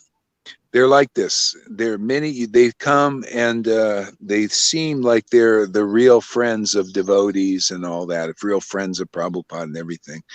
But they're really not yet. See, so they're not purified. And they come across, and again, he's projecting this on Prahlad. And that's where the division is, because Prahlad's the real devotee. And so everybody else, in the Maya, they project their lie on the devotee. And those who believe the lie, they're deviated from the real path. Just like now, if you believe these religious leaders that we're not doing the real thing, that we're not really representing Lord Chaitanya and Radha and Krishna, and then you project your own contaminated ideas on here. Because we're just being straight with people. We're just telling the truth, like Prahlad, right? What is the fault? To say ecstatic worship is the greatest thing in the world? It is. The knowledge that comes from ecstatic worship is the best. It is. No, we're being straight. This is all crooked. In the Maya, everything is crooked and goes against the clear truth. That's why, in a sense, our so-called enemy is religion. And I just say, hey, what's our fault? We just abandoned religion because Krishna says, surrender to him, surrender to ecstatic devotion and conclusive truth. We surpass religion. So what's our fault? Because they don't know. They have to see. So those who become attracted to this kind of preaching, you become straight. You go straight in the door and you get the prize. And if you don't, well, Mm-hmm. Yeah. So what else? Go on. But eventually, because of their false behavior, their actual enmity becomes manifest. Yeah, and that's exactly their false behavior, their real enmity with God and with his devotees become manifest. That's what we're seeing in the world now. Their real enmity of hating the human race. These persons that are in charge hate humanity. That's what they're doing. There's an aversion to God, actually, and to what is truthful and right. Even on the level of religion, there's people really against that. That's where the war of good and evil is happening. See, so this is being manifest. People, even if you're, it's becoming apparent to everybody who's the ruling class and how they're hating humanity. The good people see this. The good people, the ones who are following God according to the rules and regulations usually, and some of the ecstatic ones, they see this. They see, look, these leaders, they hate us. Why are they doing these? Why are they destroying? This is the demoniac. Anyway, they're being energized now because it has the authority of the Lord right now.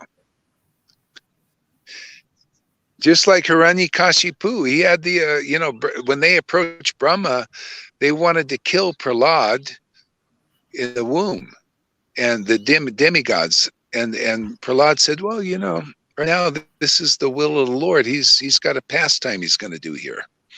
So don't do this. Prahlad is a real devotee. So don't interfere. Let this play out, and you'll see there's something really good going to happen. And it's the same thing now. Something really fantastic is going to play out in this. Why? Because it's all the Lord's play. The whole thing. He's allowing this, otherwise it wouldn't happen. He's the sanctioner. See, there's a sanctioner in all that we do, and that's ultimately the Lord himself.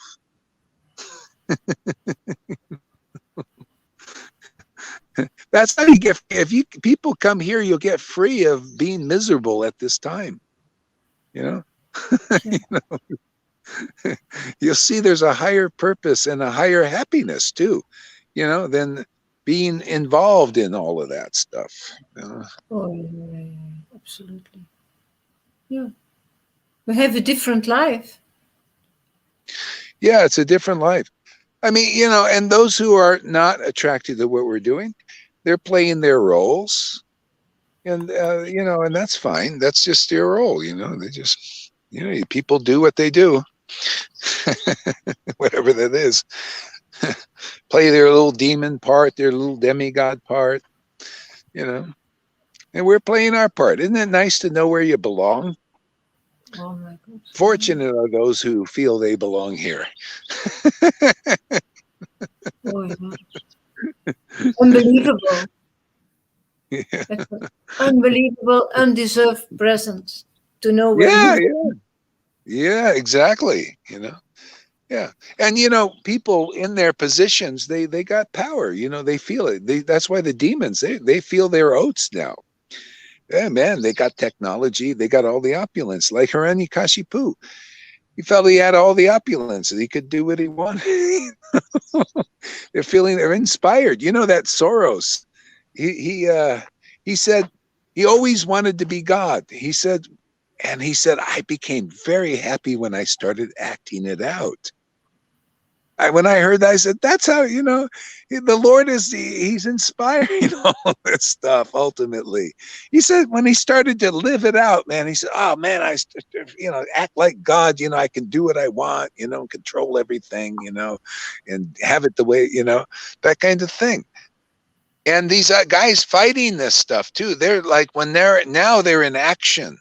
And they're really inspired. I mean, they really, they're really into it. They making their videos and, fighting this, and we're going to win. And also our thing. I also getting very inspired preaching this. Prahlad preaching. I love it, man. Hearing, chanting, remembering. That's why you're ecstatic right there. You feel Krishna in your heart loves this. We're standing for what he wants in this world. Yeah. Oh, listen to this. Read this, Tom. Seeing how little devotees are interested in this path shows why Prabhupada said, if my mission brings about one pure devotee, I consider my mission to be successful. Yeah, look how many we're making.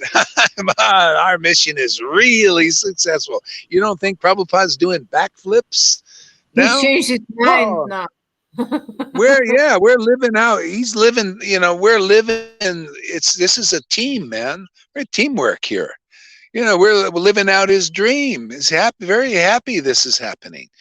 He's saying one pure devotee, he made, like Jayananda and Vishnujan were very powerful devotees, very amazing, empowered, and they loved Prabhupada. That's a secret. They really loved Prabhupada, and they surrendered, and so this here, so many pure devotees are where you can actually see these qualities of Krishna coming through. They're transcendental. This love and this bhakti, these realizations. Oh, man. So even from one devotee, see, he's saying one devotee, mission is successful. Bhakti Siddhanta's mission was successful with one devotee like Prabhupada. It starts with the one. See? And here, our mission is not to do what he did, the rules, regulations, and ceremonies, and teach about the preliminaries, but is the ecstatic devotion, man. Hey, man, this is top notch. It's another order. From one, yeah, from one person is doing all this. It's always come that one because it's rare. Now it's going to be more common. People are, how can this not be attractive? Come on, man. This is gonna get everybody. This is so fantastic to have it. It's the same thing. Gradually, more and more people will come because it's great. It's fantastic to worship God like this. Yeah, after a while, people get with it. They'll see. We're getting better at it. You're also practicing. Practicing every day, coming, getting more purified, more laugh and cry and all this. Honing it, getting it, it's getting better, got better with Lord Chaitanya. Just, I just got more ecstasy, more worship like that. I just got more and more refined and more, more ever the world gets purified, the universe, and just gets up and up and up. Yeah. Go ahead. Look at the sky for a little bit.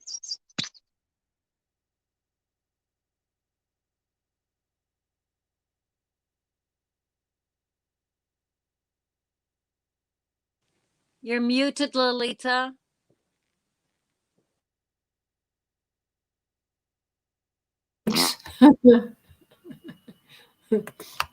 The son of Sukracharya, Hiranyakashipu's spiritual master, he said, "Oh, enemy of King Indra, O king, whatever your son Prahlada has said was not taught to him by me or anyone else. His spontaneous devotional service has naturally developed in him. Therefore, please give up your anger and do not unnecessarily accuse us. It's not good to insult a Brahmana in this way." Yeah, you see, this is Prahlad. It was interesting because he didn't apparently have any living guru, to learn this. He learned this in the womb, He did. See, that's why I said, his spontaneous devotional service developed naturally. And sometimes we see that in devotees who get this without having had a guru. Like See? with you. So, with you? yeah, because I didn't also, and Bhakti Vinod didn't have a guru. He got a guru later to preach, but he had this before. He had this from a previous life, and he just awakened naturally, spontaneous, easy, just by reading the Chaitanya Lila, ecstatic devotion awakened. And so that's why it's necessary that they're sent here. Otherwise, people will never reach it, on their own. You have to, and that's why you get it here. Say you go on a preaching mission where you're so-called alone. As soon as you get a book, a devotional book, boom. As soon as I got the Bible, I couldn't believe it. I never was even interested. Nothing. But then I got interested and I got a Bible and boom, it happened. And then Prabhupada's book's the same thing. It's like naturally just, well, there they are. Oh, I found my tribe. Oh, I've been looking for Lord Chaitanya, So this is why in some lifetime you have to have the bona fide spiritual master to finish the job. Because you're not finished in Vaidhi Bhakti until you get these confidential principles taught to you by an ecstatic devotee. And then they found the real path is the devotee themselves, their example, their worship. This is our natural position in life, is to ecstatically worship God. That's it. That's what life is all about, to realize that, realize devotional ecstatic emotions, and the revelations that come from that relationship with the true Lord, who's spiritual. You tell me any other thing more valuable than that. There isn't. Nothing. There is nothing. We have more understanding than anybody in the world that is not ecstatic. I don't care.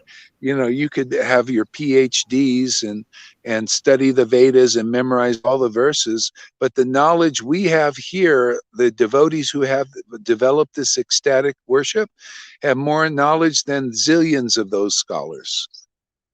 They have access to Krishna's library, who is himself, he's just the full library, All essential truths are in him. That's all he's in. He's not interested in the Maya. You want the library of Maya? Well, go to Maya. Go to Mahamaya. She's filled with all kinds of stupidity and ignorance and stuff that'll waste your friggin' time here in this world. Yeah. Go into that library. It's extensive also.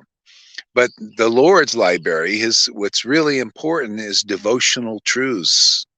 The essence of truth, how things really are, Maya Tattva, Guru Tattva, Rasa Tattva, Krishna Tattva, Radha Tattva, all these truths, those are what's interesting those are the Lord's pearls, man, right?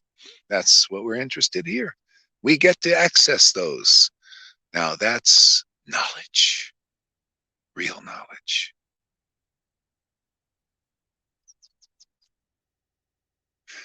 Go ahead there, Lolita. We're on a roll here. Got 14 people here. That's amazing. Good.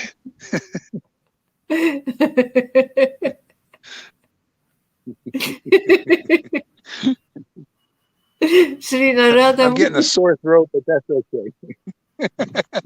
Really? Oh. Yeah, but I can't stop, man. I'm an addict. Sri Narada the tongue is out of control. Oh, watch out for the tongue.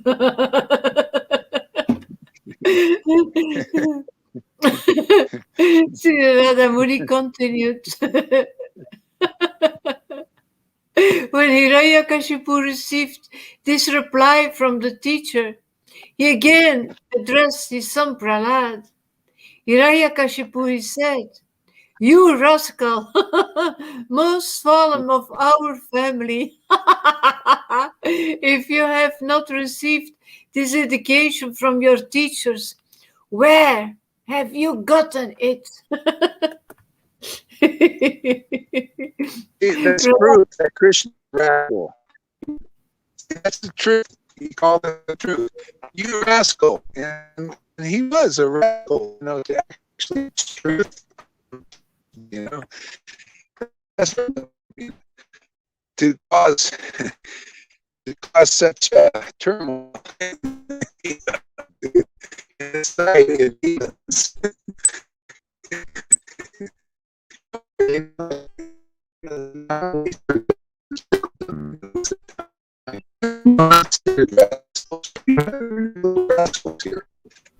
I can't hear you anymore, Guru Maharaj. And I see it. I'm not the only one this time. Tom Angel. Constantly breaking up. Yeah. Shoppy or shocky, I don't know.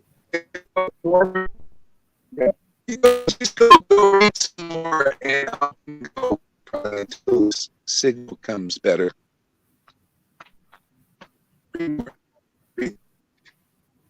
We wait a little bit. Hare Krishna, Hare Krishna, Krishna Krishna, Hare Hare. Hare Rama, Hare Rama, Rama Rama, Hare Hare Krishna, Hare Krishna. Krishna Krishna, Hare Hare. Hare Rama, Hare Rama, Hare Rama, Rama Rama, Hare Hare Krishna, Hare Krishna. Krishna Krishna, Hare Hare. Hare Rama, Hare Rama.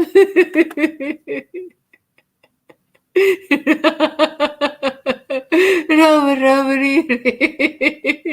Hare Krishna, Hare Krishna. Krishna Krishna, Hare Hare. Hare Rama, Hare Rama.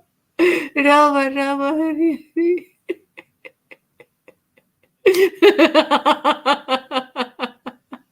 Hare Krishna, Hare Krishna, Hare Krishna, Krishna Krishna, Hare Hare, Hare Rama, Hare Rama, Rama Rama, Hare Hare, Hare Krishna, Hare Krishna.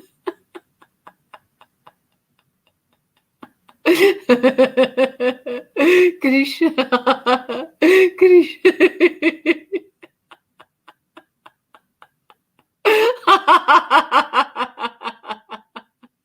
Krishna, Krishna, Hare Hare, Hare Rama, Hare Rama, Rama Rama, Hare Hare Krishna, Hare Krishna, Krishna, Krishna, Krishna, Hare Hare, Hare Rama, Hare Rama, Rama Rama, Hare Hare Krishna, Hare Krishna, Krishna Krishna, Hare Hare, Hare Rama, Rama Rama, Hare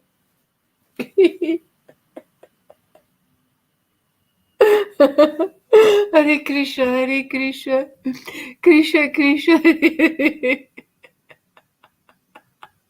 Hare Rama, Hare Rama, Rama Rama, Hare Hare, Hare Krishna, Hare Krishna, Krishna Krishna, Hare Hare Rama, Hare Rama, Hare Rama, Rama Rama, Hare Hare.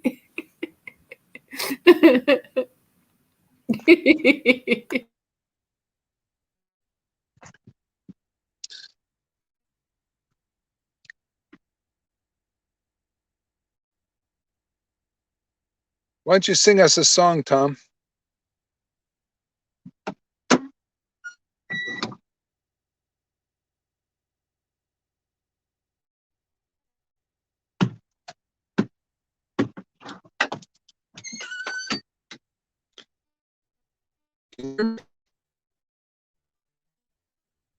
Yes, Hare Krishna. A song with the guitar. Yes. Yeah, why not? Okay. Oh.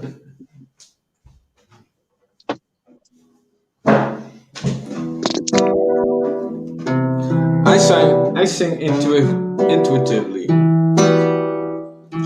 Hare Krishna, Hare Krishna, Krishna Krishna, Hare Hare.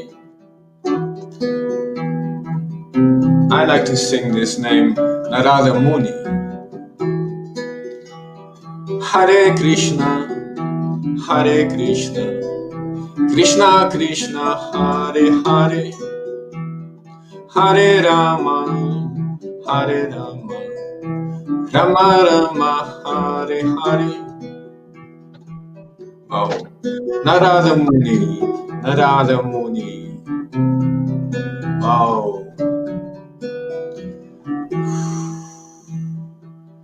Tuning into that name, it really clarifies my position.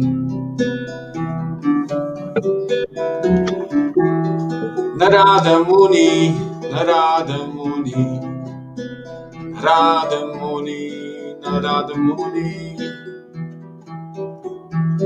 Narada Muni, Narada Muni, Narada Muni. Hare Krishna, Hare Krishna, Krishna Krishna, Hare Hare, Hare Rama, Hare Rama, Rama Rama, Hare Hare.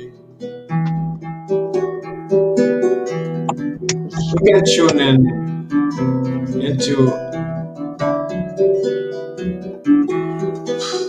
we're naturally tuning in where we are feeling attracted towards.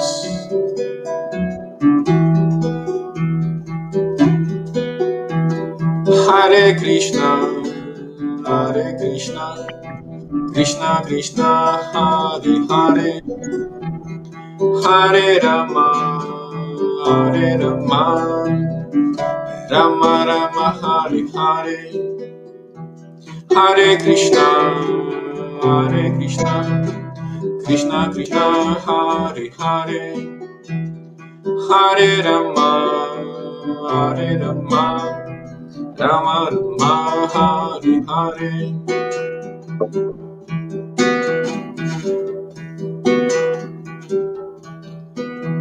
Shri Nityananda, Shri Nityananda, Shri Nityananda, Shri Nityananda, Shri Nityananda, Shri Nityananda. Hare Krishna, Hare Krishna, Krishna Krishna, Hare Hare, Hare Rama, Hare Rama, Rama Rama, Hare Hare, Hare Krishna, Hare Krishna, Krishna Krishna, Hare Hare, Hare Rama, Hare Rama, Rama Rama, Hare Hare.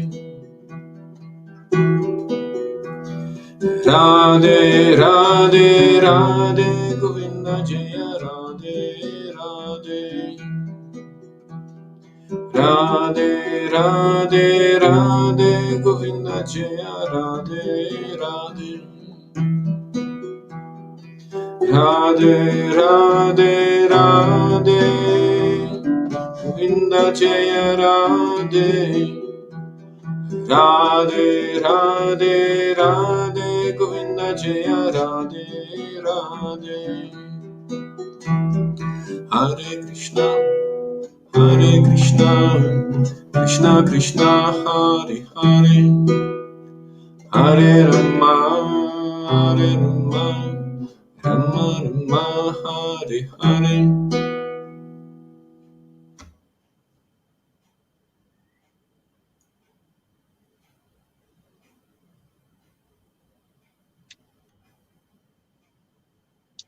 Why don't you sing us a song, Janaki?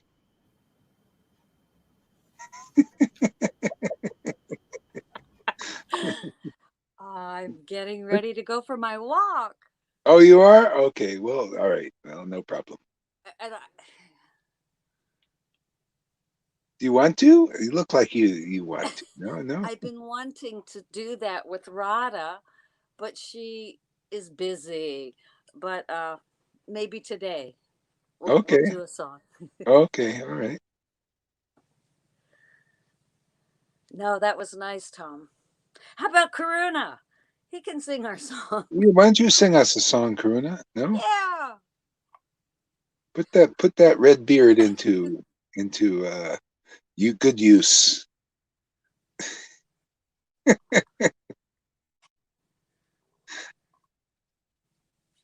Where's River today? Is she watching?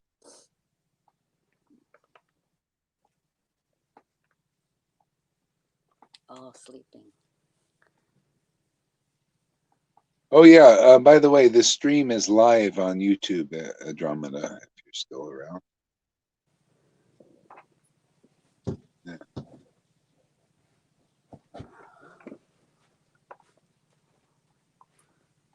Yeah. Matter of fact, if anybody has any, if they censor or mute out any of the songs or something you want to hear, the chanting in the song, you can look on YouTube. They don't mute it out.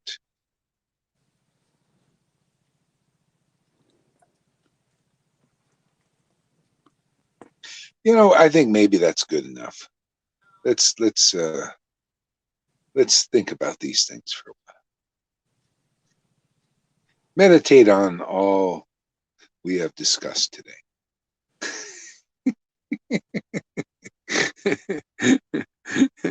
Okay, sayonara. Till we meet again. Thanks for coming, everybody. And we'll be back. Thank you, Guru Maharaj. Thank you.